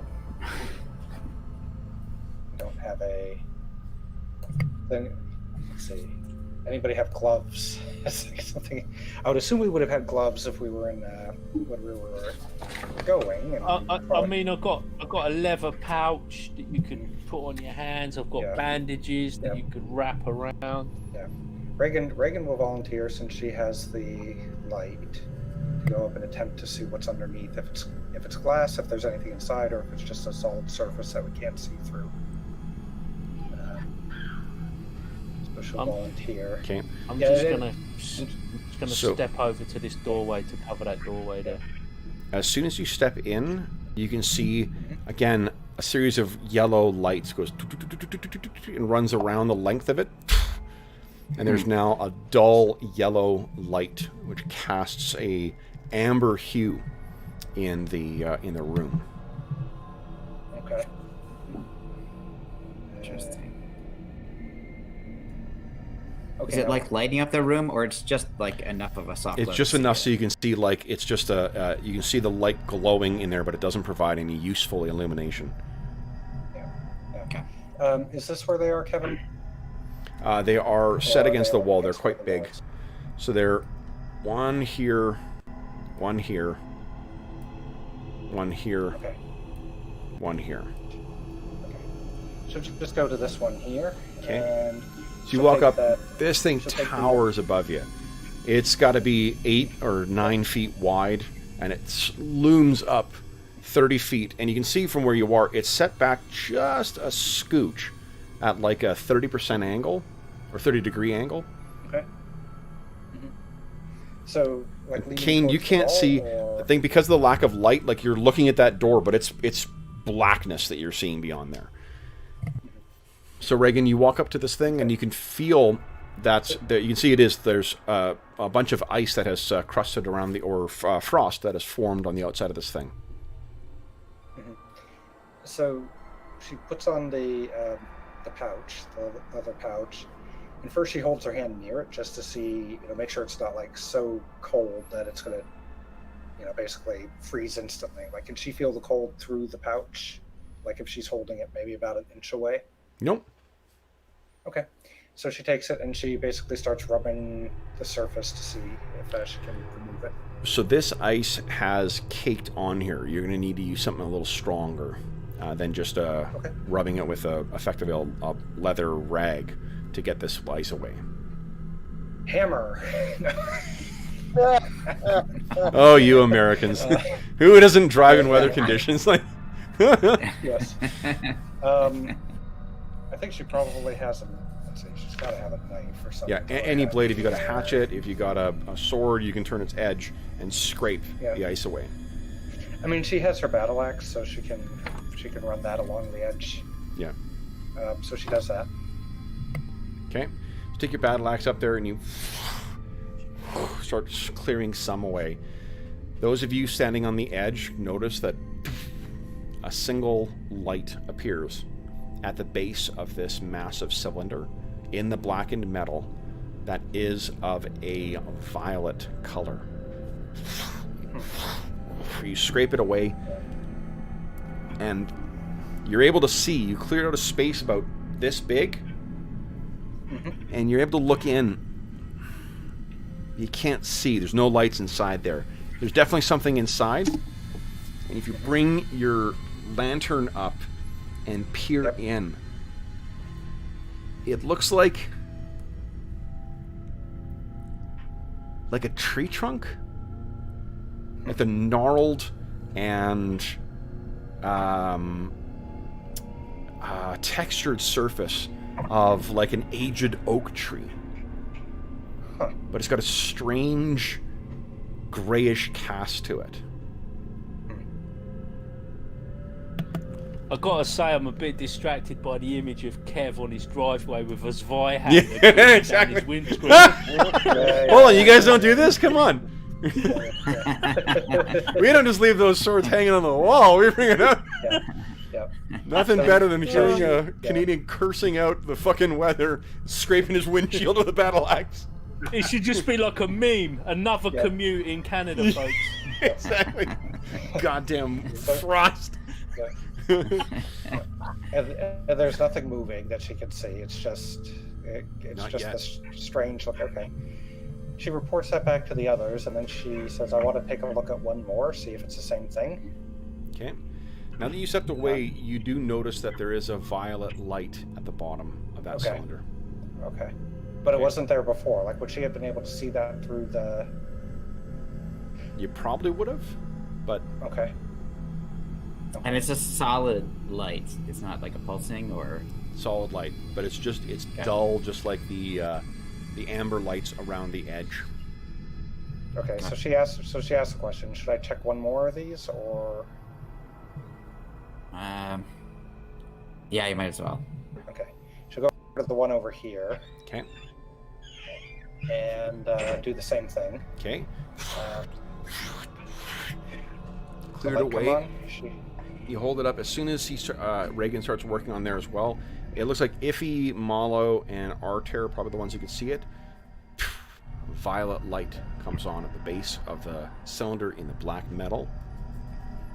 And you see the same thing.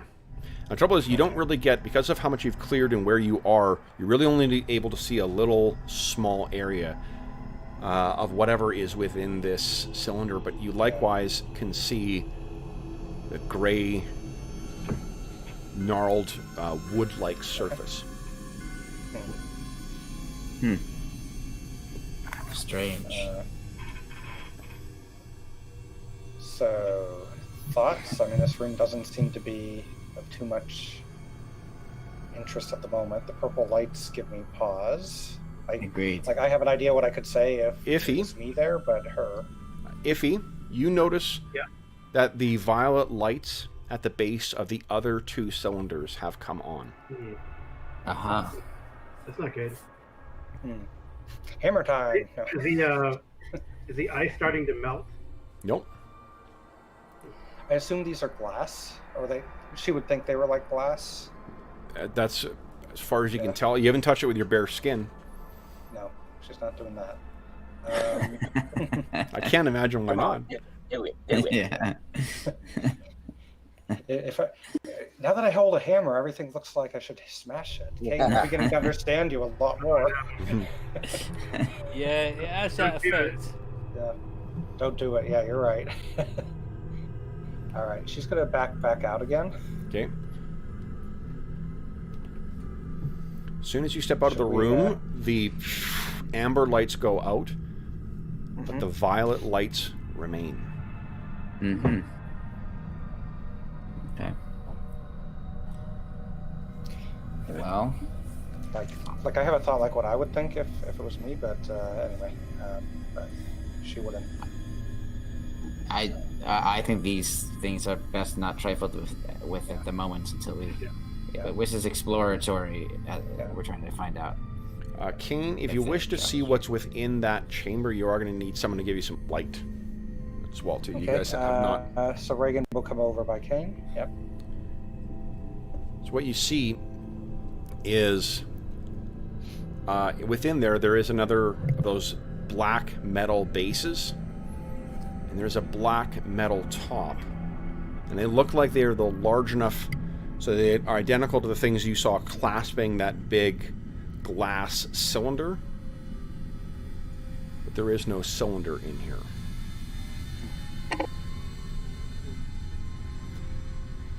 On the ground, you can see that there are some markings, some smears. Unfortunately, none of you guys are trackers, so...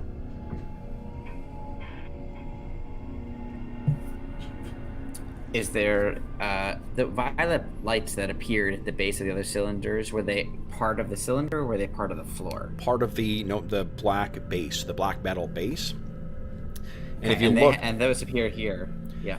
there's actually there is a violet light, there is a red light, and there is a blue light. All of which are currently off, or all of these are on? On. On. Hmm. There is no cylinder though, which is weird. It's disconcerting is the way I would phrase it. Yeah. What do you guys do next? You are making your way further into unknown territory here as well, too. I'm looking up at the ceiling, Kev. I feel like I need to look up at the ceiling at this point. Sure. So you look up at the ceiling, and here it is the. I'm not even sure.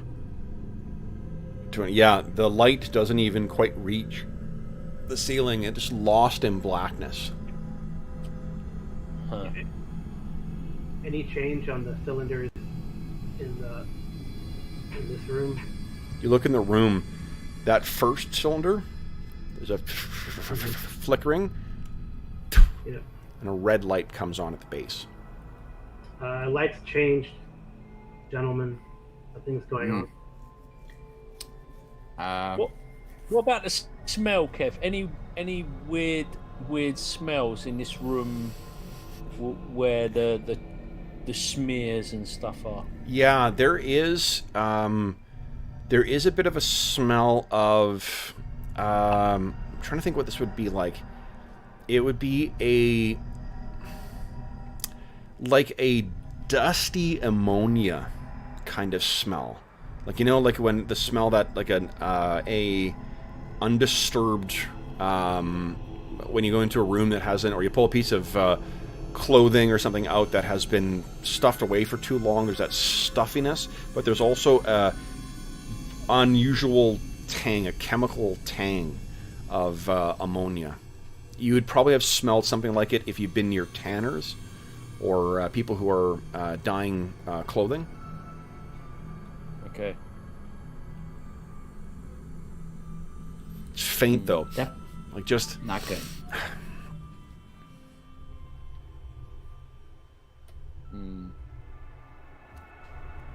What are you guys doing? Keeping an eye on Somebody's- this other chamber for sure. I feel like they've been keeping chickens in here.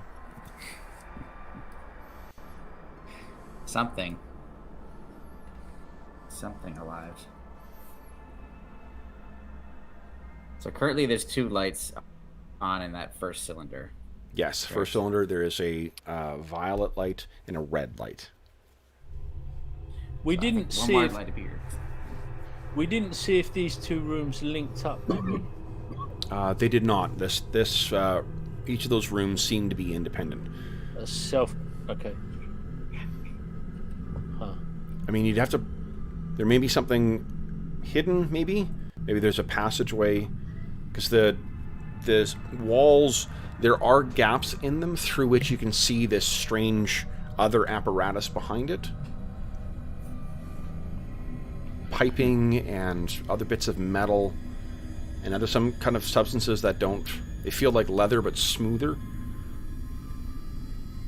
Where are those substances, Kev? Though within On the the walls. walls themselves, there are gaps Oh, in the right. black walls and the black metal that you can reach sort of your hands through. So some sort of like membrane stuff. maybe if it's membrane, it's quite tough. It's as tough as leather, and it's in a kind of a like a tubing kind of thing, a flexible, leather-ish material. Smoother though. Okay. Very strange. So where to next then, guys? Should we? Sorry, Carl. What was you saying, mate? There is like a corridor To the east. Yeah, this way. Or you can go back this way. There are some more rooms or openings, I thought. Or no?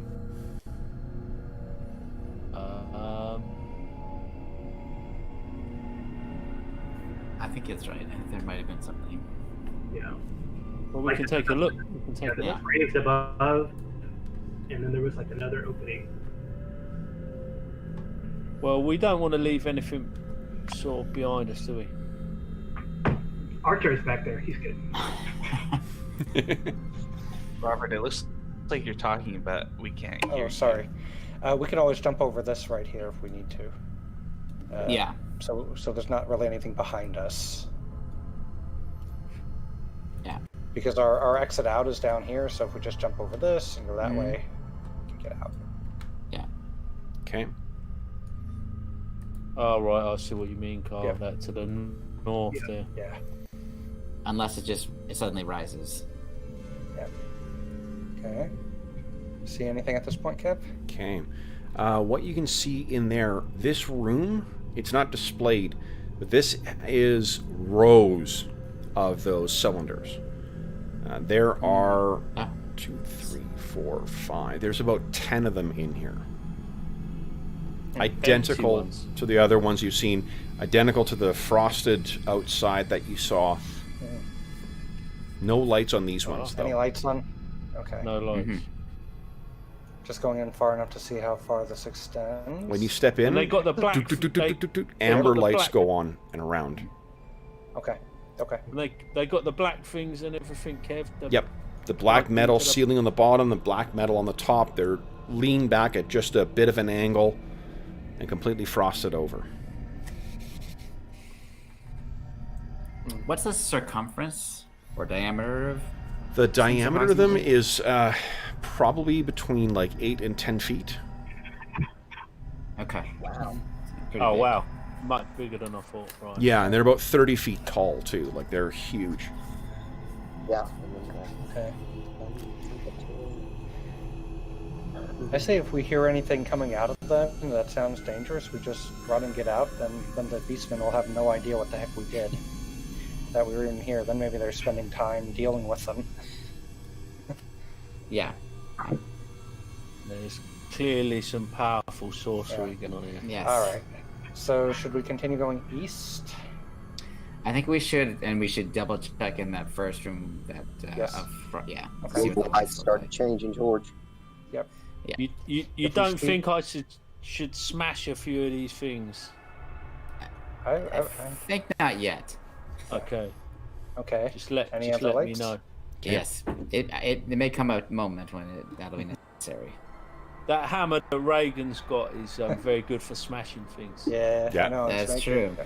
Are you Okay. sure this thing isn't cursed? It's like, No, it's just very effective at smashing structures. So the in red my light experience. at the base of that first cylinder remains steady, and the other ones have only a violet light on them. okay. Does it look like it's frosted over again, where she did that? Not yet, no. It's still. Okay. It seems honestly, it looks like a black hole through it. Huh. I think if it was really cold inside, it would continue to do that. Interesting. Maybe it's not cold. Did you actually feel any cold, Reagan? No. She did it On her face, when she's closer to it, yeah, it definitely felt cold. Okay. Yeah. All It right. just wasn't so cold that it would penetrate, leather. Right. Yeah. All right. Should we just go east for now? East. Now we so. might end up cutting us off, but Okay.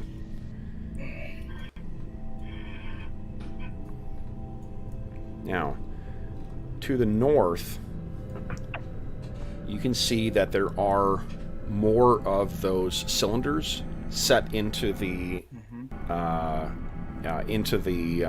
walls. To the walls on the west. There are 3 of them in there. However, the first one, you can see that there are there is damage to the base. As like I said, everything here seems to be very alien, and it's incomprehensible to you as to what the actual purpose is of these things. But there is a distinct look and a uniform look to all of these. This one, there's bits twisted and pulled out, and there's some other frayed bits inside, as if I think like a straw doll torn apart. But instead of dolls, there's strange multicolored bits within.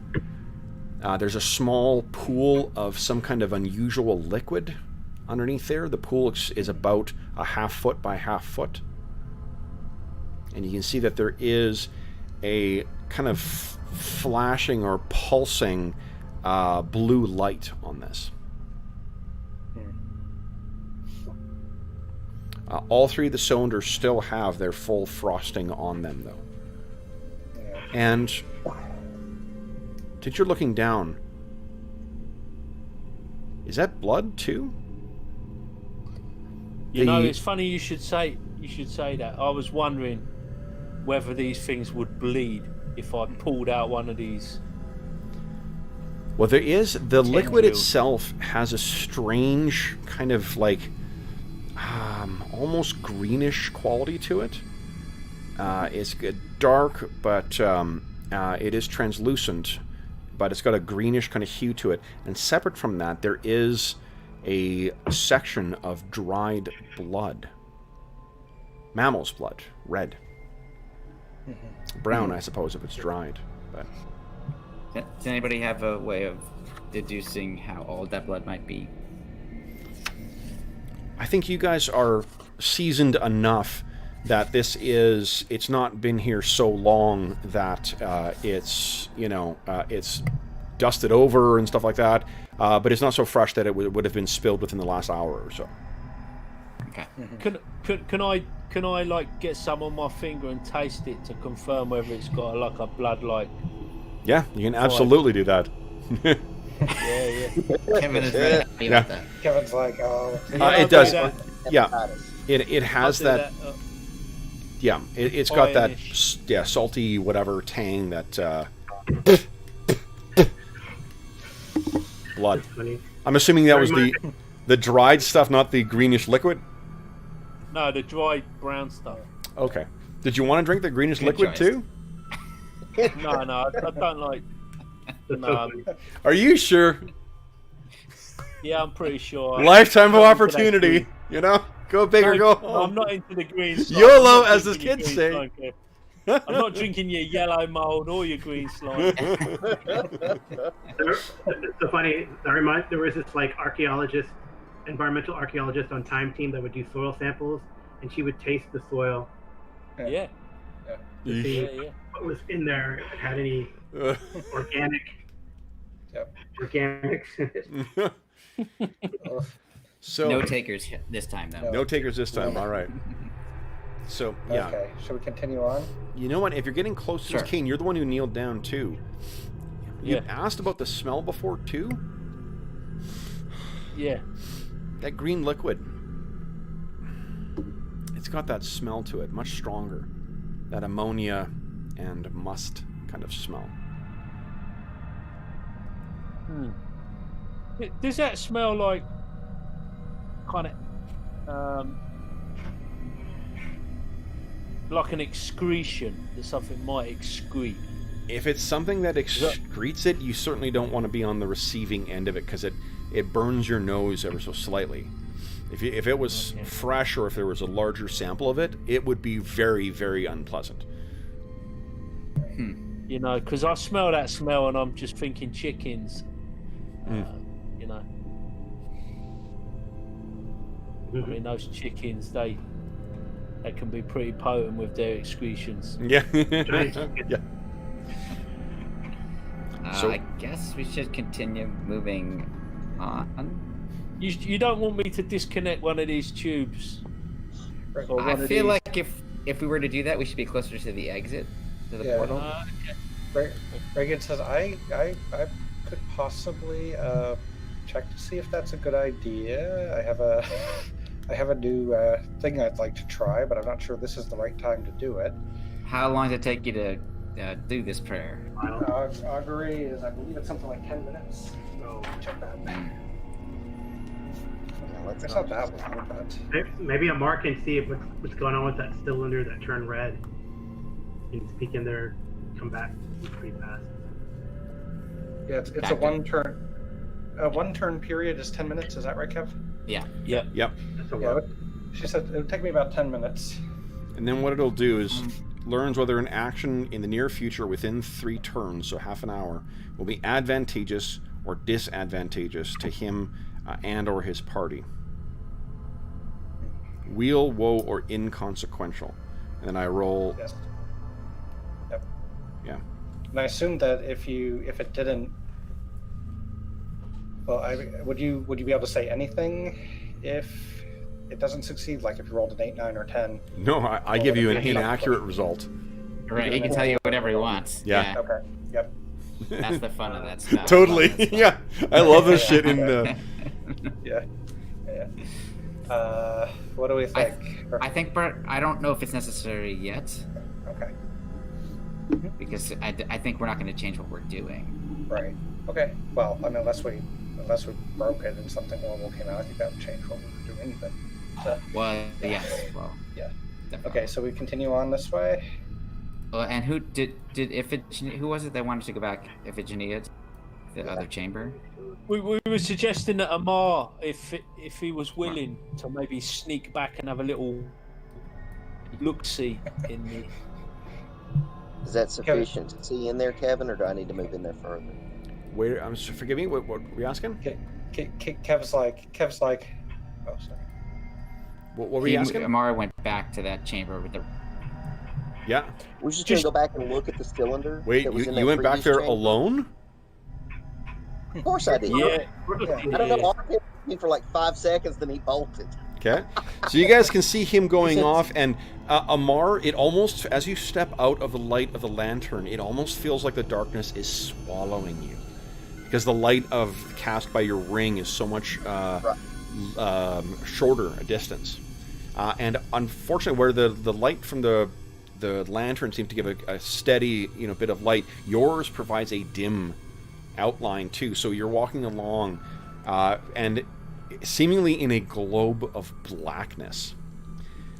You reach there, and what was it you were looking for? I was just curious, can I see in there to see where those cylinders are, to see any changes with the cylinders at this point? So unfortunately, because of how dark it is in there, you can't even really see the cylinders themselves. All you can see is those glowing violet lights on 3 of them. And the one to your right has a violet light and a red light. And you're looking at it now, and was that red light pulsing before? Because it's not now. No, it was. But do you remember whether it was or not? No, it wasn't pulsing. It wasn't pulsing before. Yeah. Kevin's messing with us. This is like the AC system or something. Yeah, definitely. Call your engineer. That would be hilarious. All air conditioning. You see, it wasn't pulsing before. It's just Kev's bullshittery. I don't know. I remember him saying something about pulsing. Yeah, me too.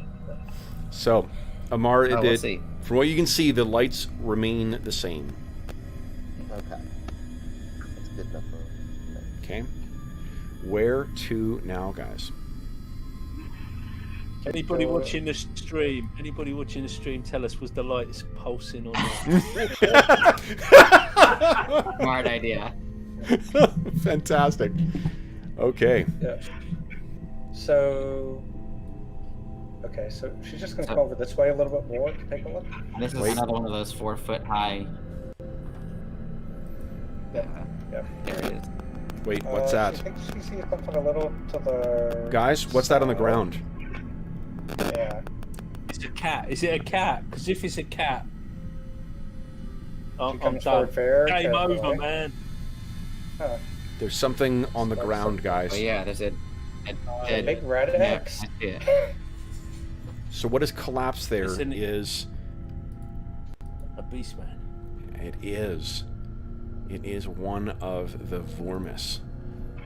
And as a refresher, here's what our Vormis friends look like. Remind me, did our But this traveler one- go in here? There is a pool of dried brownish blood beneath this thing's body. Bless you. That's, It is still... Guys, remind. Oh, go ahead. Oh, go ahead. Oh, go ahead. Sorry. No, just remind me. Our traveler, he went in here, or he went through the portal. Or he We just did- disappeared. we chased a traveler, a couple of travelers. Not the traveler. The wanderer. Skokomo? Yes, Yes, Skokomo. Skokomo Yeah, did go in. yeah. Okay. Well, he went through the portal. I don't think we Yeah. know for Determined certain if where. he went through Yeah. Okay. Right. to this. Sorry. All of you He guys, seem to know a fair bit about. this far into, guys, you are all beginning to sweat quite profusely. It is very hot and very humid in here. Are you talking Does it about feel? Kevin? Are you talking about this everything kind of in general? And as we've gotten further in, it's gotten warmer and warmer. Yeah.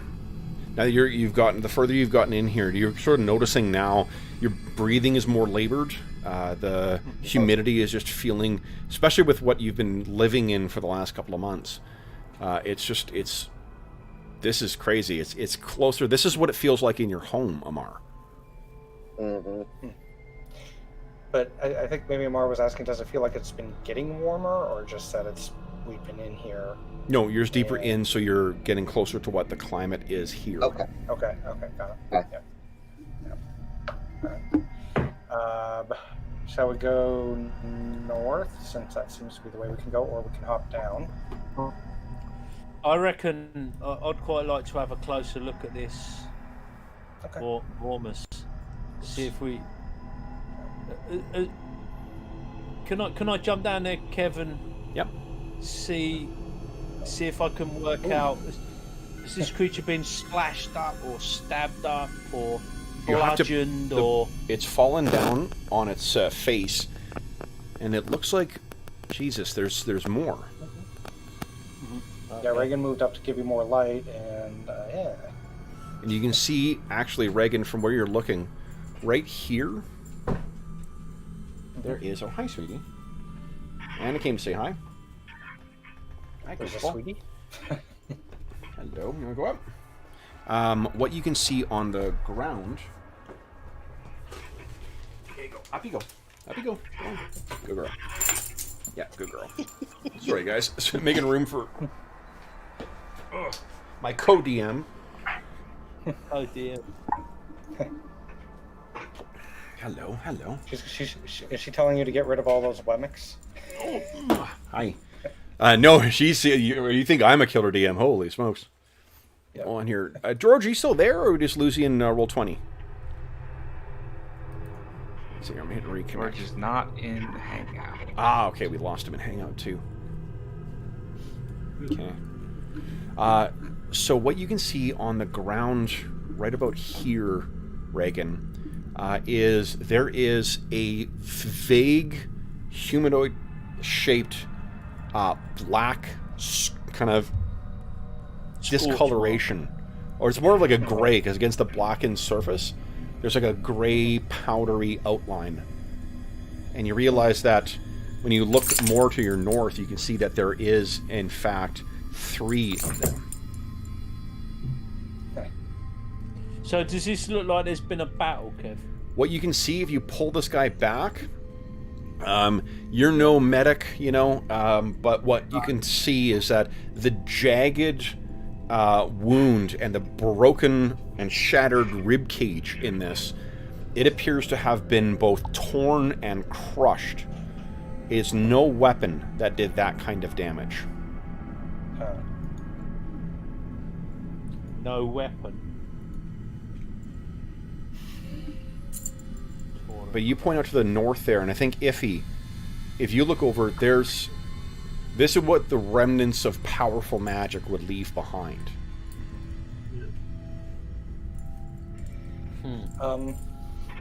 Reagan says, you know, I'm somewhat inclined to believe that they aren't going to be coming out after us anytime soon. Looks like something else did our work for us. And whatever did this, I would say, let it be.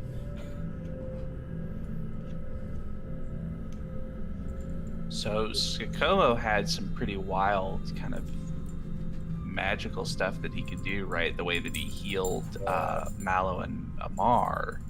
Yep. But But he's a weapon, right? I would assume. I don't think we saw. I don't think he like took a sword or anything. But at the same time, he when he did that magic to Amar and to Mallow to bring him back to health, it seemed to have a pretty significant cost to him. So that would suggest kind of, I don't know if it would be him or not. Whatever, what Kane can tell you, like whatever tore this guy or this Vormis apart, it's something much bigger than a man. Is the ground all tore up like that? No, the otherwise I don't really have a map that would suit this. Everything else is that same smooth black surface. The only thing you missed, George, was that just to the north here, there are sort of like powdered or grayish ashes that are in the rough shape of humanoids. Could have been a radium gun or something. Could I take a even closer more look at them? powerful, you'd think. The radium gun definitely does like cellular damage. You can see there's an effect. It doesn't vaporize people the way that whatever. There is spells, obviously. There's magic that would do things like that. Sorry, Colin, you were asking? I was just going to say, if we take a closer look at those grey ashes, does that, you know, if I kind of like pick them up and feel them, and it's maybe a bit of a unbelievably fine. Like the finest bits, when a body is cremated, imagine that, but with no bone particles, no large particles left whatsoever. No residual heat or anything like that. No.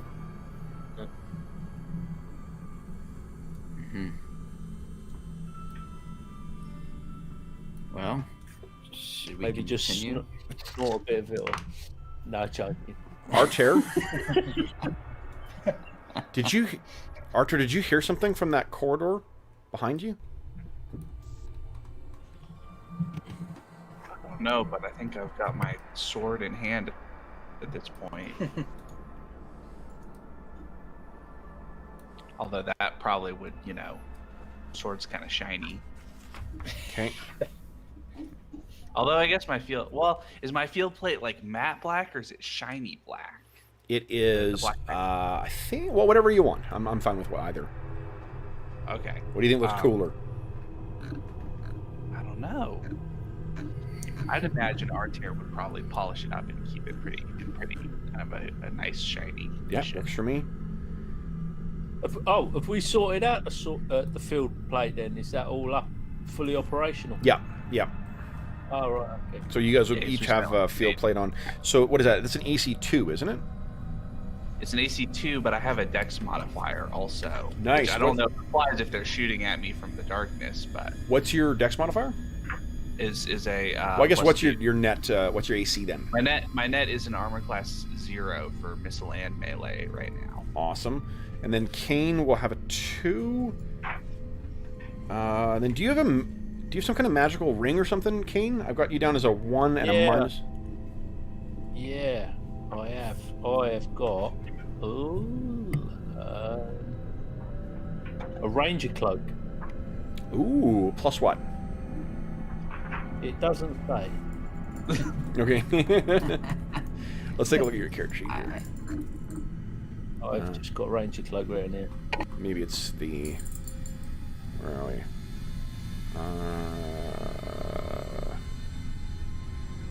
Kane. Here we go. Kane the Lion. Okay. Ranger Cloak of Protection +2. So Okay, you well, have then a 0. 2 minus 1 is 0. Your dex gives you no modifier to defense. But your shield would give you 2 if you're using it, which you're not using it right now. Probably. So yeah, so your melee is a 0.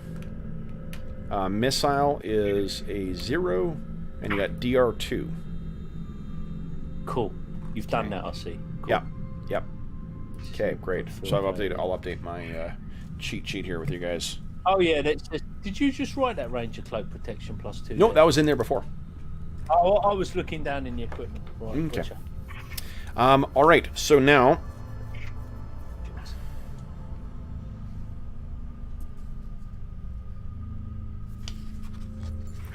Arter, you've turned your face back to the darkness to see what's back there, and I need you to give me a save versus devices, please. Save versus devices. Let me double check to make sure my saving throws are updated. Sure. I think they are, but I will, no sense. Yeah. Because Yep, they're updated, and I don't get any bonus on devices. So okay, here we go. Big money. Hey. Okay, what this will do is the effect is going to lock your muscles in place. So you can spend a point of Astonishing Fortune to automatically save.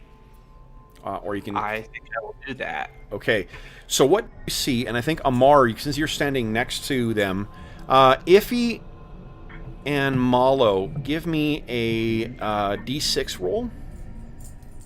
Each of you. Yes, hello. Nice, Malo, you notice it? Iffy does not. I'm oblivious.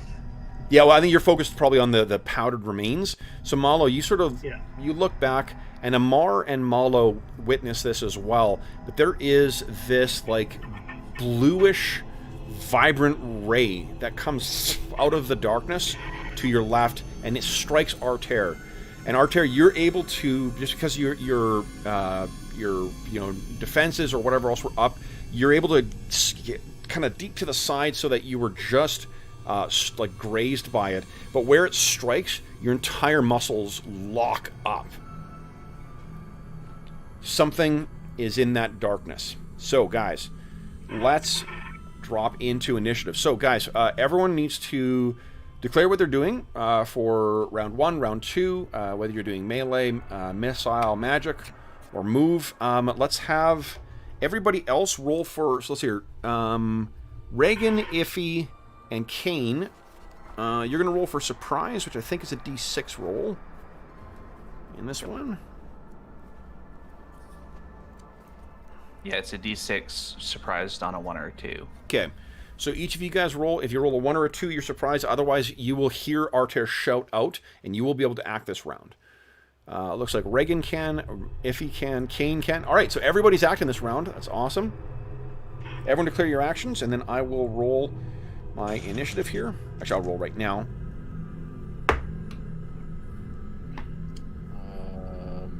Hey, what do you think Reagan's going to do round 1?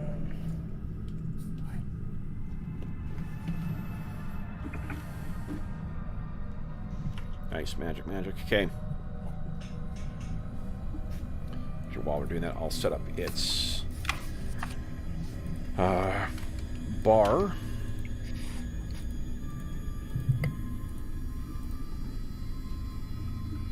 Okay.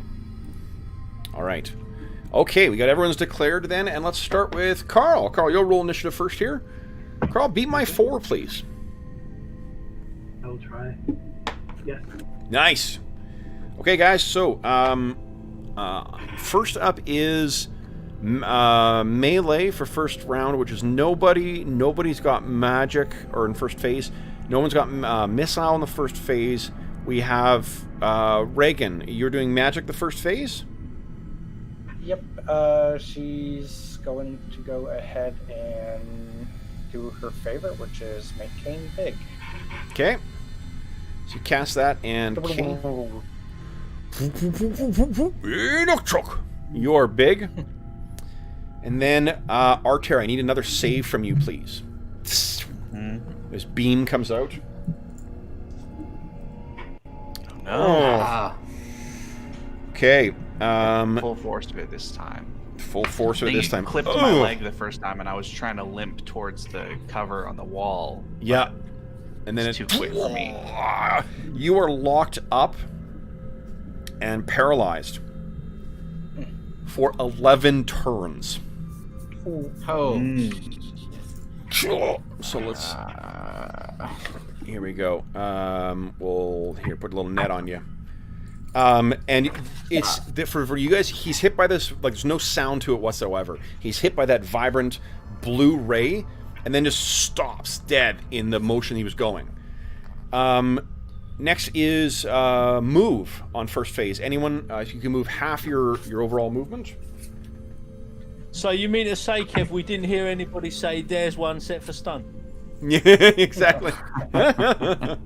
This is my backdoor Star Trek crossover for... Yeah.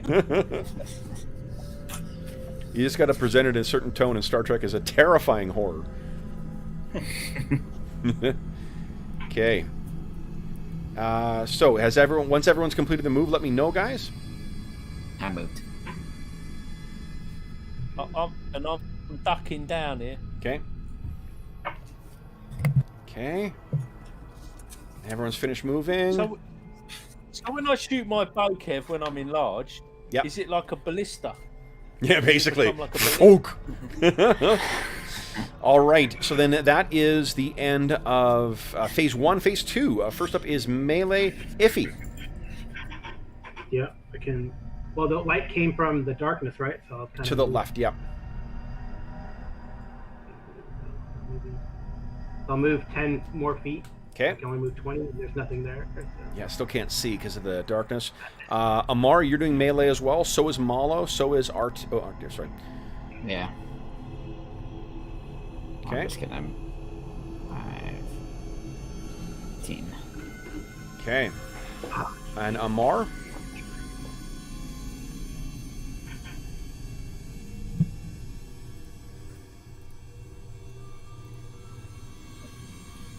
Fantastic.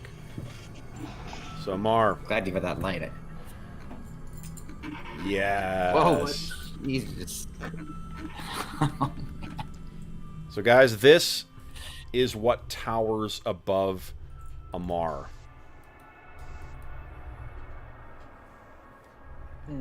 A horrific thing from some disjointed nightmare. The base of the thing, it doesn't reflect well in this illustration, but the base of the thing appears as if it is a weird, crenellated or textured tree trunk.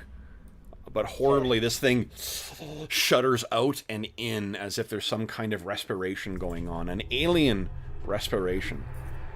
And this thing, in one of its claws, there is a strange long tube with a tiny little blue light that is beginning to glow on it. Amar, you want to make your attack? Oh, you might be muted there, Will.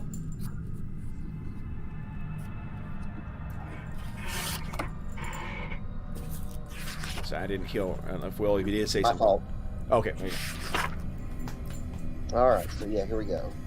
So come on, please work. AC 4. So you hit this thing, and its strange alien physiognomy gives way. No damage. Alright. No. Same thing. Yeah, same result. So there you go. It reminds you of your training days when you were like plunging your fists into sand. Uh-huh. Okay. Then it is, I think that's the end of melee. So we're on to missile, which is Kane.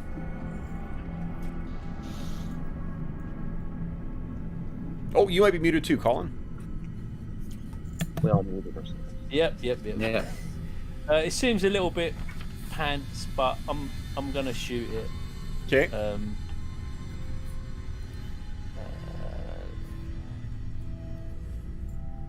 we go. Where's my bow? Oh, where's my bow? Oh, there it is. Gotcha. Boosh. That hits. Fuck. Oh, nice. Go ahead and roll damage. It's done 3, I think. It's done it. Oh, it already rolls damage. Sorry, I'm Yeah. thinking AD&D. Yeah, Okay. man, I pressed the right. I pressed the right thing this time. Yeah. See, I threw you off. I Yeah. lulled you into a foot. So that sticks into it, and it sticks out at a strange kind of angle there, but it seems as if like it's a pinprick in a, because this thing stands, 20 feet tall. Then it is, let's see, I think then it's magic, but Reagan's already cast this round. And no one's got a move left this round except for this thing. And it will remain where it is. So that is the end of round 1, guys. We're on to round 2. Everyone decide what you're doing.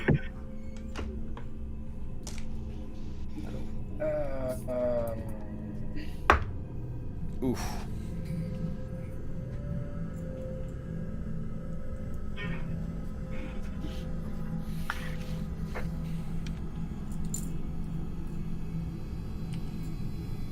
I'm still looking to see.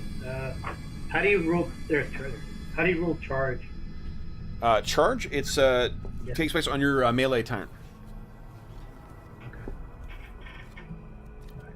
Yes. Let's see here. Charge is it's one of the optional things. Yeah, it's on page 249. There you go. If I charged, would I get in there from where I am? Your movement, it would be up to double your movement. So, but your movement, I think, is a 20 in plate. So it'd be 10. I don't think you could quite reach there. No, I'm just a bit short, and Yeah. You could get in there though, Iffy. Yeah. I think the only downside is that you get it's a single attack. Yeah. And an armor class penalty. And you get +2 damage too. But you lose yeah. your dex bonus or -1 to AC. Okay. All right. Hold on, I'm thinking. Slowly thaw out. Yeah. Good call. Okay, I got mine. Do you have like a remove paralysis?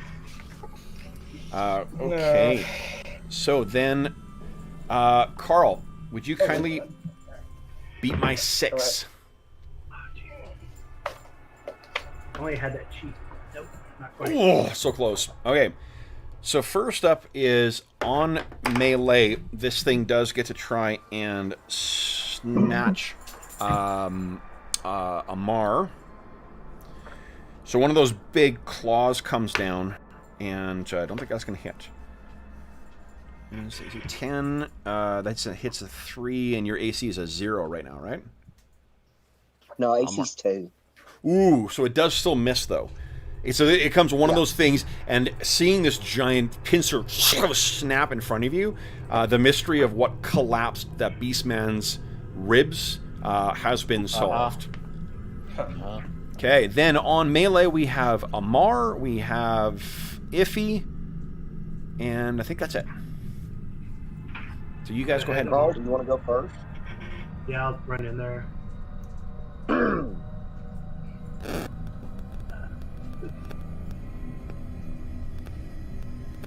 don't know what happened. I can move all the way over there and attack. Yep, absolutely. Guessing I should have used my enlarge on somebody else. I don't know if I can get it in there. Sorry, I'm gonna test out my new bastard sword. Here we go. Nice. Oh, a narrow miss. So you hit the thing, but it's just nothing but superficial damage. You do have one Astonishing Fortune still. You want to spend that to reroll, or No, just making sure. I hope does it give you a +1 to it? It's actually an AC 2. I didn't add the I don't know where it would add the +1 to attack. So you got my attack +5, +2. Can you check my thing if I did it right? Let's see here. Let's see if you got it right. Because your strength. Yeah, high strength for +2, +1 sword plus the specialization is +2, and +5 for the fighting ability. Yeah, for your Thaco. Or fighting ability. Yeah. Yeah. So that is a correct one. You just narrowly miss it. Okay. I will. Well, we gotta see. We gotta hit this thing. I will use Astonishing Fortune. To reroll. Yeah, please do. Yeah. Here we go. Reroll. We're at 15 minutes. Do it. Oh, even worse. Of course. The last. All right, Amar, your attacks, please. All right. Eesh. Oh my god. Come I on. knew it was going to be a bad day. Second one's gonna be a better one. Oh. Nope. Still can't hit it. Okay. That is the end of melee. We're on to missile, which is Kane's moving the first phase, so not this. Then it is magic, and I won. So this thing waves its that wand, and once again a bluish beam shoots out. Kane, I need you to give me a save versus device, please.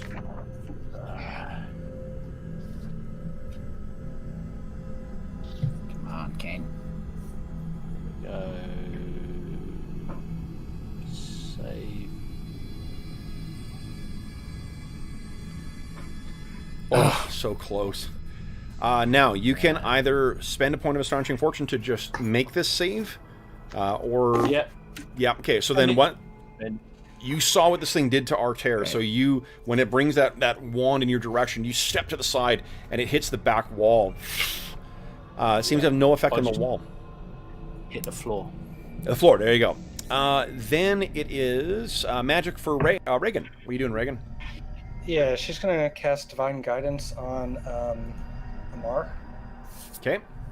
That gives him +1 bonus to all attack rolls. She has to maintain concentration, though. Okay.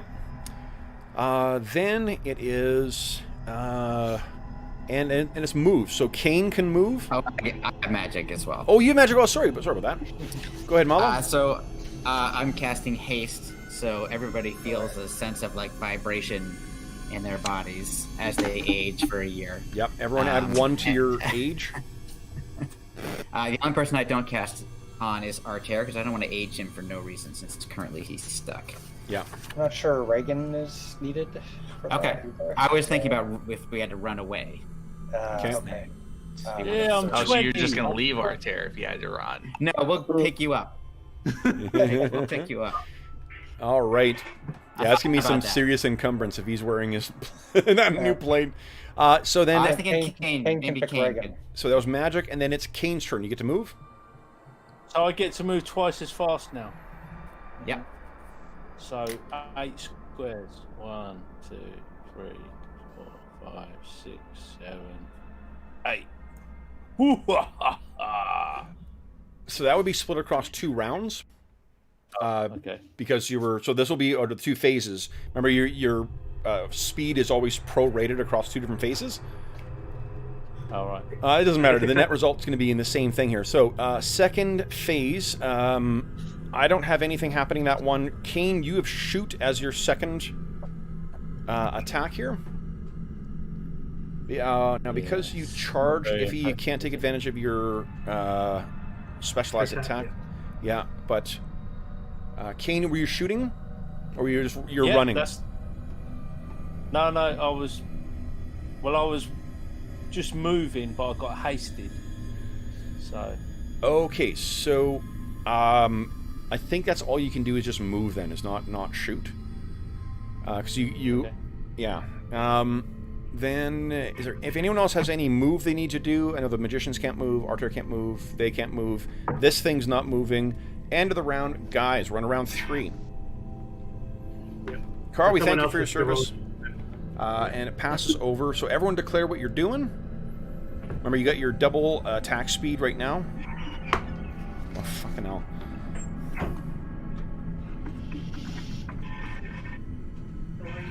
Oh man, can I get in there? Can I get in there? Does Kane have reach with his hammer since he's big? He does, yeah. Cool. So I'm gonna slip in there.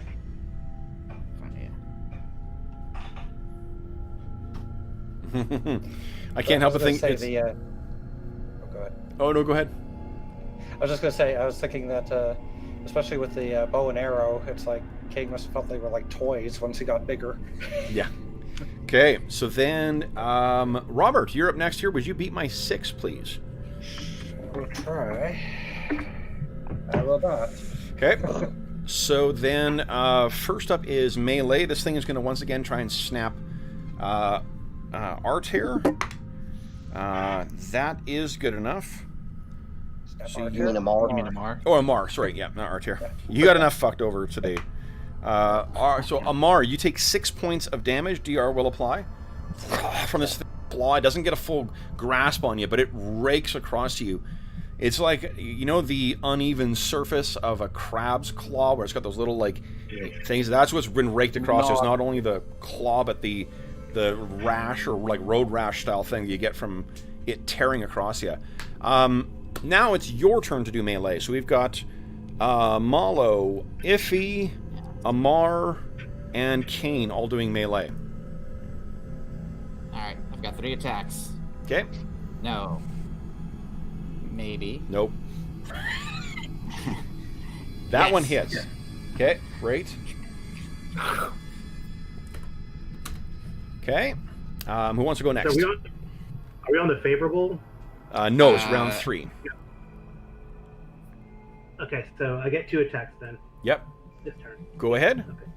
Okay. Come on, Iffy. Nice! Big hit. Wait. Wow. Boom. And then a total miss. Okay. So that tears into you.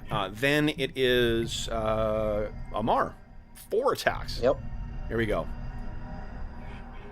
Come on. Oosh. Oh, man. Of course. Getting closer. Good direction. Yeah, because I've got that +1 from Reagan, but still, I think I got to have a 2. There you go. Oh, there you go. Finally. You were just roping a dope there. I know. Okay. A hammer. Okay, and then it is the hammer. Yeah, Kane, you get 2 attacks. Okay, Kev. Am I right in thinking there's a little rule there for disarm in this Ash? There is. Or... Yep. You got to hit its. So, you need to hit its AC, and you take a penalty to hit. I think it's a -4, but let me double check. I take it you're trying to disarm it of that that beam. Yes. Yes. Okay. Yes. -4. So it's a attack. So basically, you'll be attacking a more difficult. It's a -2 AC. Right. Well, my opening shot is going to be to try and dash that sorcerer's rod out of its Claw. You got it. claw. Here we go. Yeah. So you need to hit a -2 AC. Come on. And nice! Awesome. Okay. Okay. So it goes skittering in. Let's see which direction here. Where's my D8? Where's my D8? For the amount of fucking hit dice I roll for creatures, you think I'd find those things easier. So it goes flying off basically into that room.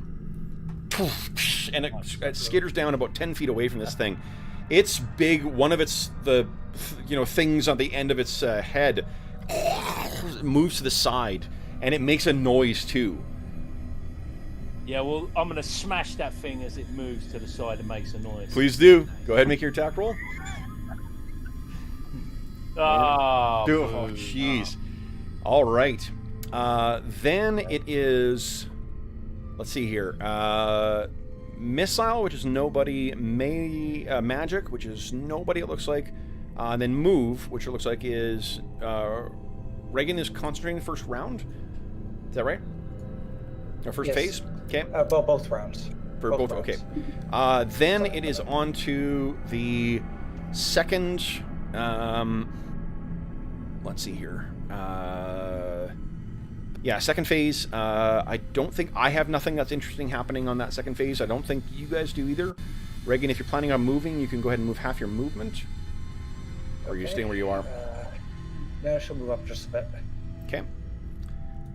And that is it for round 3. We're on to round 4, guys. This is a favored round here.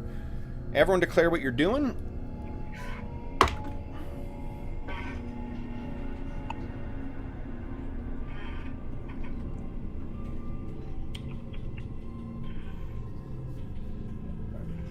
Oh, right.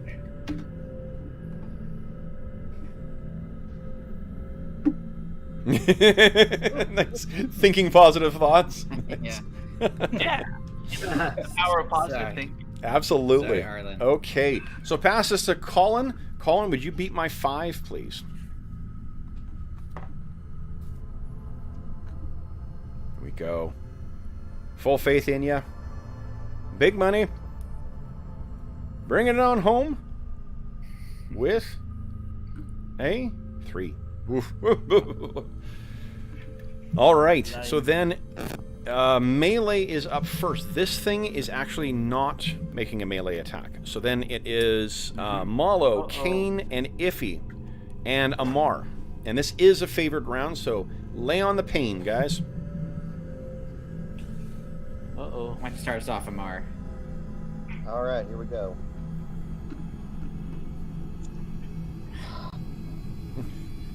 Man, Rolling same pretty good as last roll. time. Yeah. Hey, can't hit nothing.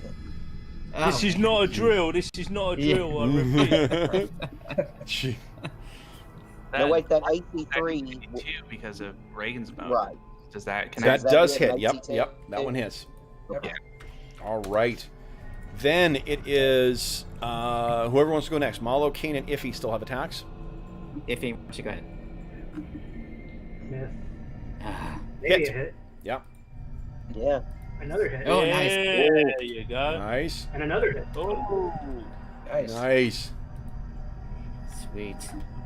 Remember that that smell that The green smell. Yeah. what do you call it? The musty ammonia. Ammonia smell. It is fucking filled this air. All of your noses are and your eyes are burning right now, guys.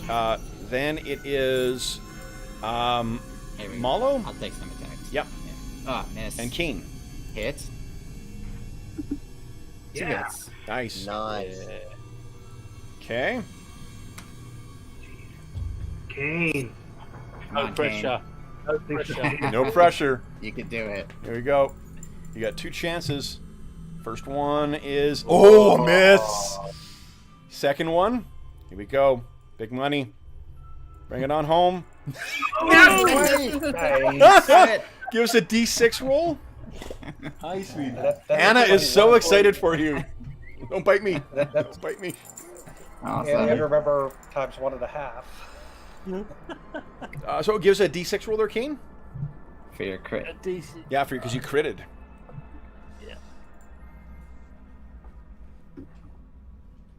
Oh, nice. Oh, 5. great. Holy shit. So what does it look like as you fucking annihilate this thing?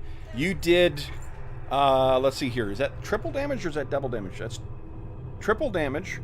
So that means you did about 30 more than you needed to kill this thing. Wow. Yeah, I mean, I feel like he probably just leaps up over the front rank, and where them heads that are going ooh, like they just like, boosh, one goes one way, boom, one goes the other way, and then Nice.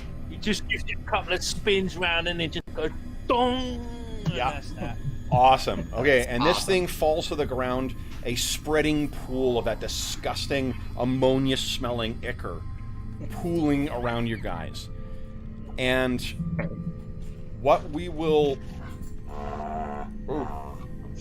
end with is a noisy pop. Oh, come on, you quit growling at me. We will end then with you guys standing in this chamber of black metal, and we will award some XP. So, guys, let's see here.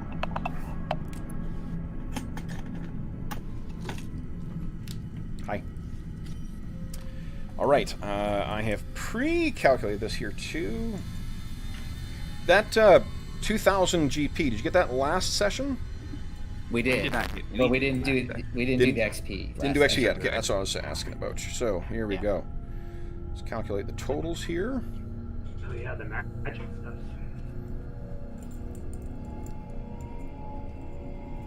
Okay. Plus 2,000. I think I'm getting shit from Anna for going light on you guys. Jeez. Sorry. Next time. Fang Dragon. I promise. All right. 1, 2, 3, 4, 6. All right, guys. So oh wait, you all get the prime requisite bonus, I think. So all of you guys are walking away with today a combination of the magic items, of the things you defeated right now, a total of 1,485 XP each. 1,485. Nice. Awesome. Yeah, not bad at all.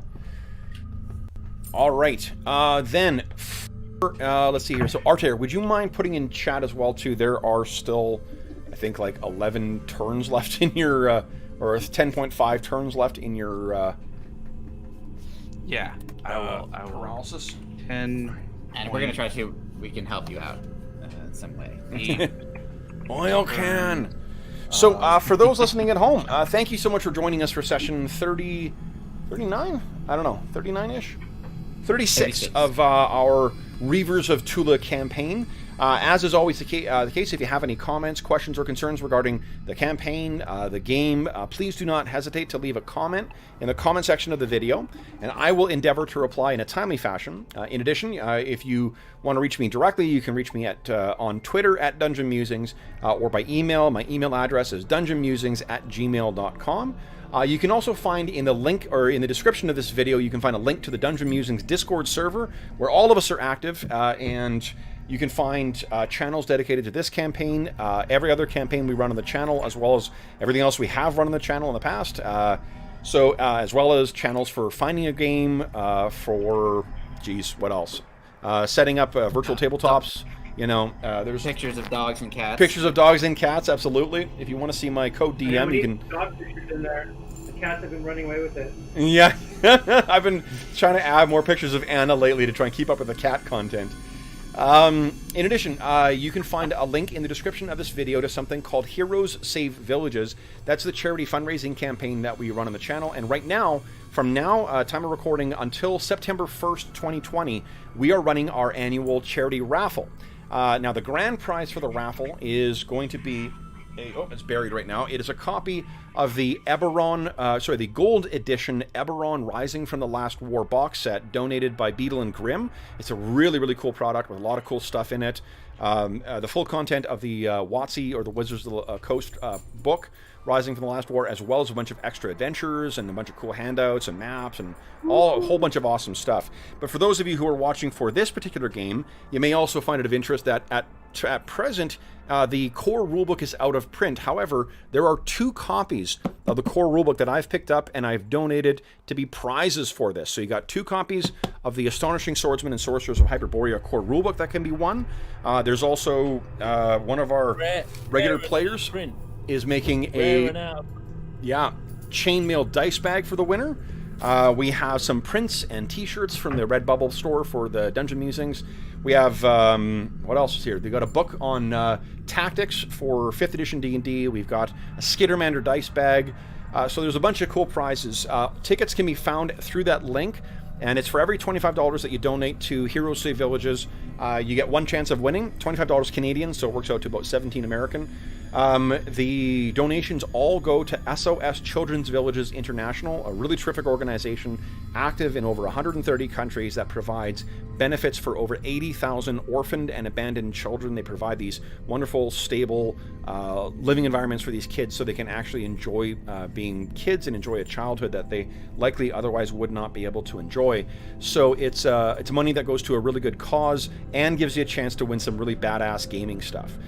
One of the prizes, in fact, you can get if you win is for the posters. You could get a poster of Thule, the map that we use in this particular campaign. But the winners get to choose what they want on their t-shirts, what they want on their posters.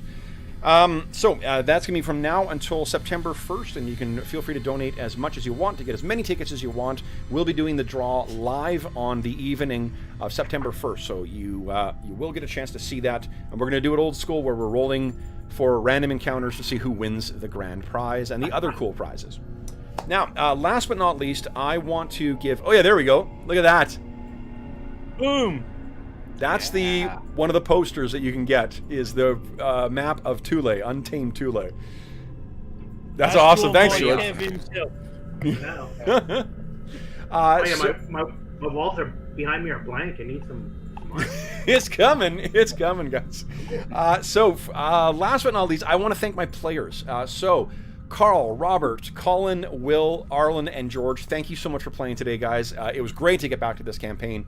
Got you guys back in trouble. Yeah. Now it's not just the second son's trying to kill you, something new and exciting that's trying to kill you. So that is great. Awesome. It's a great game. Did anyone ding? Did anyone ding today too? No, I got a ways to go. Nope, I think we're at the phase of the campaign where dinging is pretty rare. Yeah. Like I think we need 48,000, right, Paulo? Yeah. Wow. Yep. Okay. That's right. Well, then I'll say once again a big thank you to everyone listening at home too. And if you are listening to this live or contemporaneous to the recording of this session, I hope this finds you healthy, safe, and weathering the current crisis as well as can be expected. And until we see you again, happy gaming. So long.